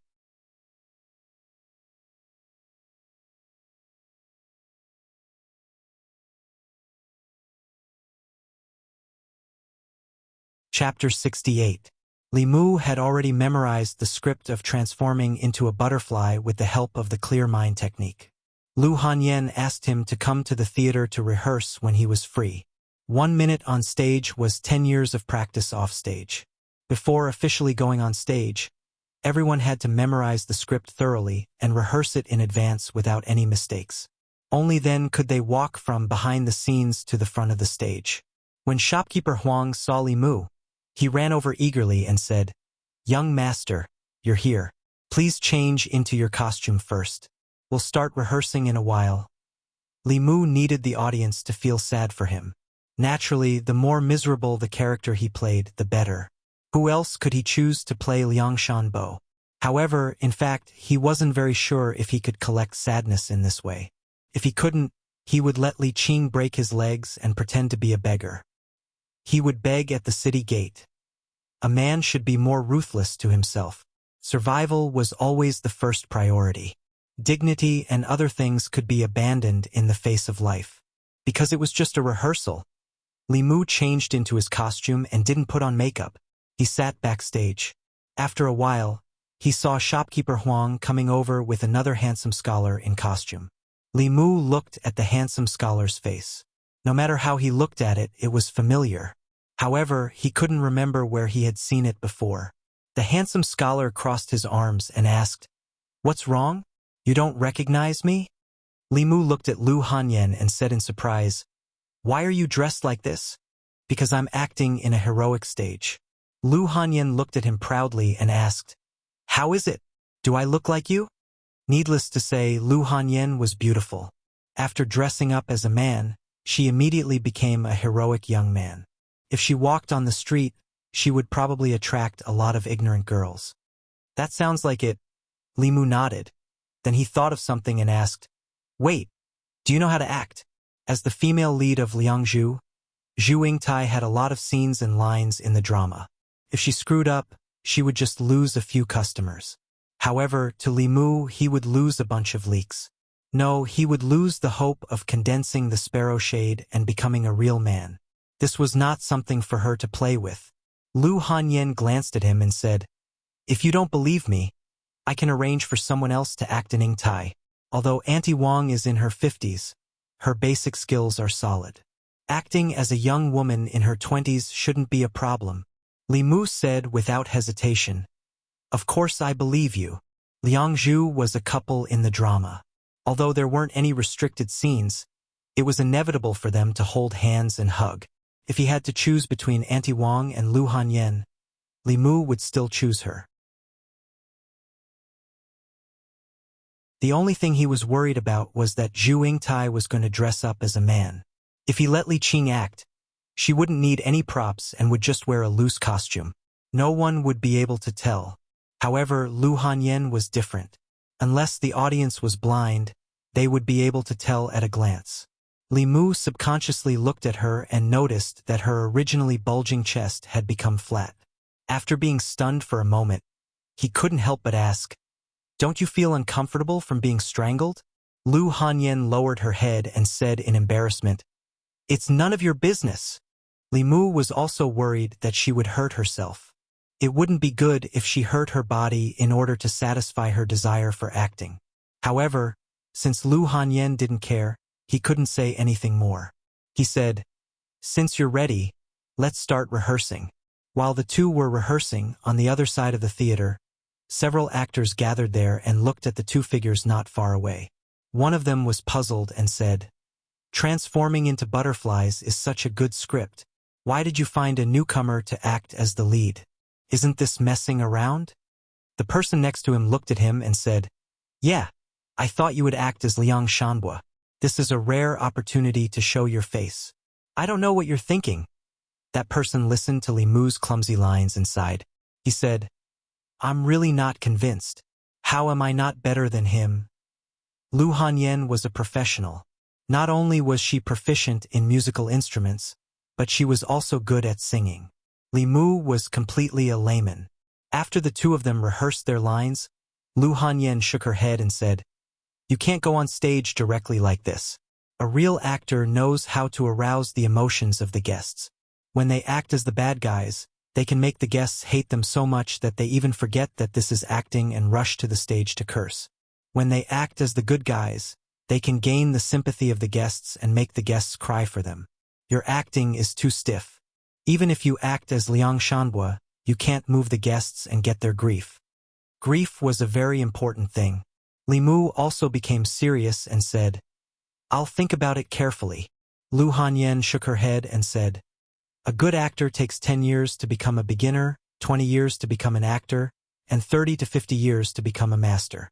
In this line, without the guidance of a master, it's difficult to understand anything." Li Mu asked, "Is there any quick way?" "There's no quick way to improve your acting skills. You can only practice hard." Lu Hanyan thought for a moment and said, "Come to my room tonight. We'll rehearse our lines as many times as possible." On the other side of the theater building, the young man just now lowered his head and said, "I'm convinced." Li Mu thought that he could gain the grief of the guests by acting as Liang Shanbua.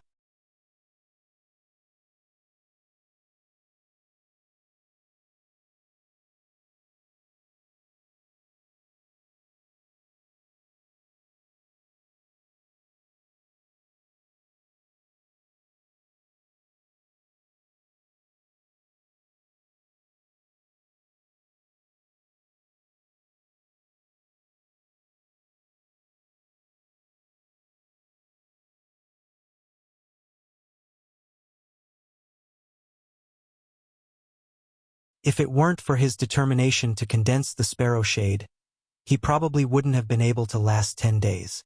Another important point was that when he was acting, he always told himself that he was Liang Shanbua, that Zhu Yingtai was the woman he liked, and that Lu Hanyan was Zhu Yingtai in the play. After doing this many times, Li Mu would occasionally have some kind of impulse when he was with Lu Hanyan outside the play. If he used this method to play someone else, Li Mu was worried that he would really have schizophrenia and be unable to distinguish between the play and the play. At that time, although the 7 souls would be condensed, he would also go crazy. After breakfast, Li Mu slowly walked to the county government. In the past 10 days, in order to collect sadness, he had been at the theater and hadn't gone to the government office even once. If he didn't go now, he was afraid that he wouldn't be able to suppress Li Qing. In the government office, Constable Zhou first helped Li Mu cancel his leave and said, I heard from Miss Qing that you're sick. How are you? Are you feeling better? Much better. Li Mu smiled and didn't say much. He asked, where's the boss? Miss Qing and the others just left the government office. You should be able to catch up with them now. Constable Zhou shook his head and said, recently, Yangqiu County is really not peaceful. First, there were zombies. Yesterday, there was a strange murder outside the city. Miss Qing and Hanja brought people to investigate the case. Li Qing, Zhang Shan, and Li Si were not there. Li Mu was bored to be on duty alone. He asked Constable Zhou about the direction they left in and then used the light body skill to chase after them. Li Mu chased all the way out of the county, but he didn't catch up with Li Qing and Hanja. Instead, he caught up with Zhang Shan, Li Si, and 2 other constables first. Zhang Shan was in the midst of jogging, panting heavily. Hearing the commotion behind him, he turned around and asked, Li Mu, what have you been up to these past few days? Li Mu asked, where's the boss? Zhang Shan pointed ahead and said, in front. They walked too fast. We couldn't catch up. Li Mu didn't go with Zhang Shan and the others. His figure flashed a few times and disappeared from their sight. Zhang Shan sighed and said, ever since Li Mu followed the boss to cultivate, he's become more and more powerful. The gap between us and him is getting bigger and bigger. Li Si looked ahead and said, don't you feel that Li Mu has changed a lot recently? Zhang Shan nodded and said, he has changed a lot. He has become bolder. In the past, he was even more timid than me. Now he dares to fight zombies. Do you think that after a person dies once, they really get over it? Li Si glanced at him and said, I haven't died before. How would I know? Li Mu ran for a while and saw 2 figures in front of him from afar. Li Qing and Hanja stood on the mountain path. 2 corpses were placed on the side of the mountain path. Hanja glanced at Li Mu and looked away. Li Qing bent down and checked the 2 corpses. She said, judging from the wounds, it should be done by demons. Li Mu walked forward and found that the 2 corpses were male. One was about 40 years old, and the other looked only 20 years old. Their necks were bitten off by something and their blood was sucked dry. At first glance, it was obvious that it was done by demons. Li Qing stood up and asked, have you investigated the identity of the deceased? Hanja said, it's been investigated clearly. They are the father and son of a hunter in this mountain. 2 days ago, they went hunting in the mountain. This morning, their bodies were found by a woodcutter who immediately came to the county office to report the case. Li Qing thought for a moment and asked, has the woodcutter investigated it? Hanja nodded and said, I checked with a magic item. There is no problem. He turned to look at the 2 corpses on the ground and said, there is no trace of the demon at the scene. How should we investigate it? When the county government investigated a case, there must be clues. For example, in the case of the weasel, it could be easily tracked down with a fulu based on the hair it left at the scene. In the case of the zombie in Zhang village, as long as one knew the habits of the zombie, they could also wait for the zombie to walk into the trap. There was no clue to investigate such a case without any clues. We can only start by investigating the nearby demons. Li Qing took out a demon-seeking talisman and threw it into the air. The fulu floated in the air, swaying left and right. After a while, it floated down again.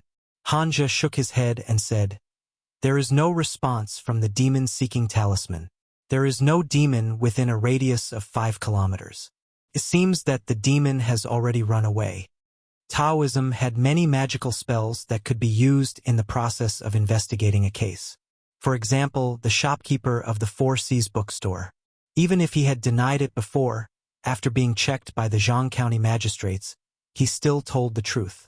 According to the clues left at the scene of the crime, using the fulu or magic to find the murderer was a common method to solve a case. Even so, the county government still couldn't solve most of the cases every year. Li Mu's gaze swept past the 2 corpses. Soon, he shifted his gaze back with a doubtful look on his face. His heavenly eye could see through the 7 spirits of people. He couldn't see through Li Qing and Hanja because they had already refined the 7 spirits. There was no reason why they couldn't see through these 2 ordinary people. The only possibility was that the 7 spirits of these 2 corpses had already dissipated. After a person died, the 3 spiritual souls would dissipate immediately. However, it would take 7 days for the 7 spirits to dissipate. Even if the hunters had been killed for 2 days, there should be at least 5 spirits left. However, when Li Mu checked with his heavenly eye, he found that there was not a single spirit left in the 2. He thought for a moment and looked at Li Qing. He asked, "Boss, when a demon sucks the essence and blood of a human, will it also suck away the 7 spirits?" Li Qing shook her head and said, "No, the 7 spirits belong to the physical body. If a low-level demon wants to obtain the spirit of a human, it will have to eat the human as blood food." Li Mu pointed at the 2 corpses and asked in confusion, "Then why are there 7 spirits gone?" Li Qing looked at him and asked in confusion, "You can see the 7 spirits of a human?" The 7 spirits were different from the 3 spiritual souls. Even a cultivator in the 3 middle realms might not be able to see through them at a glance. With Li Qing's cultivation in the spirit realm, she couldn't do this. Li Mu nodded and said, "I once learned a magical ability by accident. It can see through a person's 3 spiritual souls and 7 spirits." He glanced at Hanja and walked to Li Qing's side. He whispered a few words in her ear. Hanja really wanted to know what this magical ability was, but Li Mu clearly didn't want him to hear. He could only stand far away. The heavenly eye was only a magical use of mana. After Li Qing used the method Li Mu taught her, she looked at Li Mu. She saw that his body was flashing red, gray, and white. She asked in surprise, "You've condensed the sparrow-ine?" Li Mu nodded and said, "I just condensed it last night." Li Qing looked again at the 2 corpses on the ground. As expected, not only were their 3 spiritual souls gone, even their 7 spirits were gone. Her expression became serious and she said, "This is not a simple case of a demon harming a human. Let's have someone carry the corpses back to the yamen."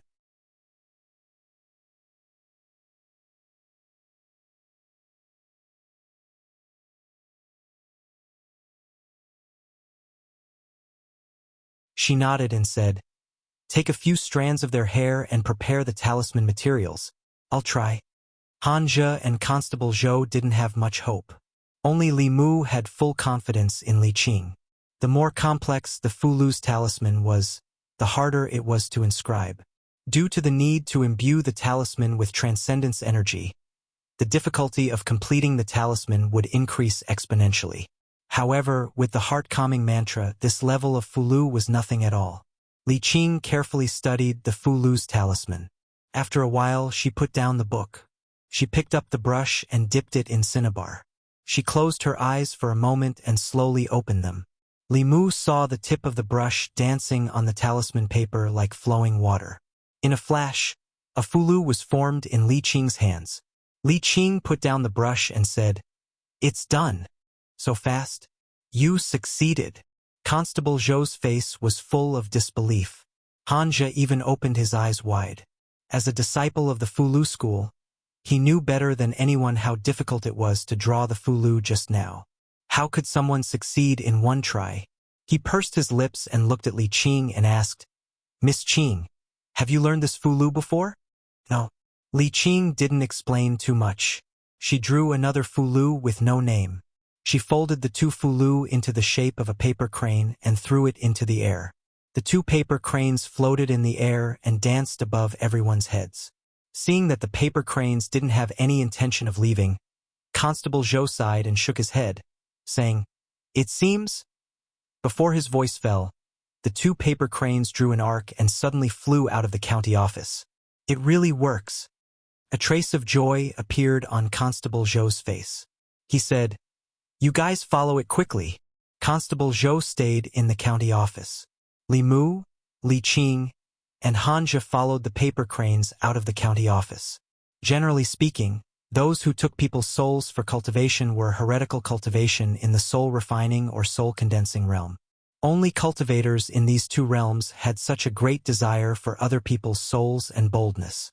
Although the souls of mortals were also useful for high-level cultivators, Except for those with pure yang or pure yin physiques like Li Mu or Lu Hanyan, ordinary souls needed to reach a large number to be helpful to their cultivation. Those who chose ordinary people alone were generally not very strong. The paper cranes flew out of the county office and traveled through the county at an extremely fast speed. The paper cranes didn't have life and naturally didn't have spiritual intelligence. They only knew how to fly in a straight line in the air. If Li Mu's light body technique hadn't reached a small success and could walk on the roof, he might not have been able to keep up with Li Qing and Han Zhe's footsteps.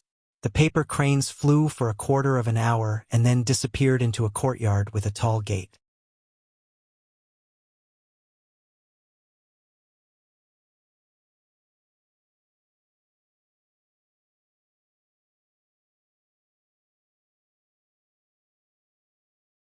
Chapter 72. When did you become a monk? Which temple did you go to? Why didn't you shave your head? When did you shave your head? Are monks not allowed to marry? When Han Zhe saw the Buddhist light emanating from Li Mu's body, his face lit up with excitement as he asked a series of questions. You're thinking about the peach. At this time, Han Zhe was still concerned about whether he became a monk or not. Li Mu was too lazy to explain. The golden light on his body became even brighter, completely illuminating a small area around the three of them. Beyond the golden light, there was still darkness. Han Zhe asked curiously, "What peach?" Seeing Li Mu ignoring him, he said, "This is a formation. Everyone is connected by holding hands. Stay where you are and don't move around casually. If you get separated, you may not be able to meet again." Han Zhe explained and then extended his hand to Li Qing. Li Mu took the opportunity to hold Han Zhe's hand and gave his hand to Li Qing. This way, Han Zhe was on the left, Li Qing was on the right, and Li Mu was in the middle holding two people. Han Zhe glared at him but didn't say anything. He took out a talisman and threw it into the air. Li Mu raised his head and saw that in the darkness outside the golden light, lightning flashed and crackled. Countless lightning bolts exploded and formed a lightning net. Lightning magic is a powerful magic that only cultivators in the middle realm can come into contact with. However, the Fugu school's specialty is to use the talisman to release magic that is far beyond the cultivator's current level. However, Han Zhe's lightning magic released through the talisman was not as powerful as his confrontation formula. After the lightning net exploded, Li Mu heard a muffled groan from outside the formation. Even the surrounding darkness became thinner, but the formation was still not broken. Formations are also an important branch of Taoism's magic. The Spirit Array sect and the Fugu school are both part of the 6 Taoism sects. Whether it is the talisman or the formation, it is a way for cultivators to use external forces to increase their own strength. A powerful talisman or formation can easily bridge the gap between realms. Just like a child, under normal circumstances, could not defeat an adult. However, if the adult was unarmed and the child had an AK in his hand, the outcome of the battle would be different. Normal formations rely on auxiliary items such as formation flags. It is very simple to trap an enemy with a higher cultivation than oneself. It even need not be controlled from the outside. Han Zhe's thunder charm didn't have much effect. Li Qing closed her eyes for a moment and then opened them again. She pointed in a certain direction and said, "The eye of the formation is there. Attack together." Li Mu loosened his grip, held Bai, and channeled his mana. The long saber in Han Zhe's hand also began to flicker with white light. Whoosh! Whoosh whoosh!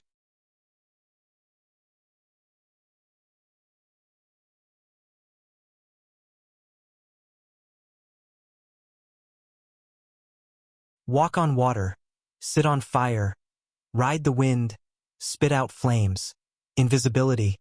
These were all techniques that only transcendent cultivators could learn. He thought that the heretical cultivation cultivator was at most in the spirit condensation realm. He did not expect that he had already entered the middle realm. Li Qing was only in the 3rd realm of the spirit condensation realm, and Han Zhe was in the soul condensation realm. No matter what, they were no match for a middle realm cultivator. You're tuning in to the Legend of the Vagabond YouTube channel. Don't forget to subscribe and join us on this journey to catch the most captivating stories.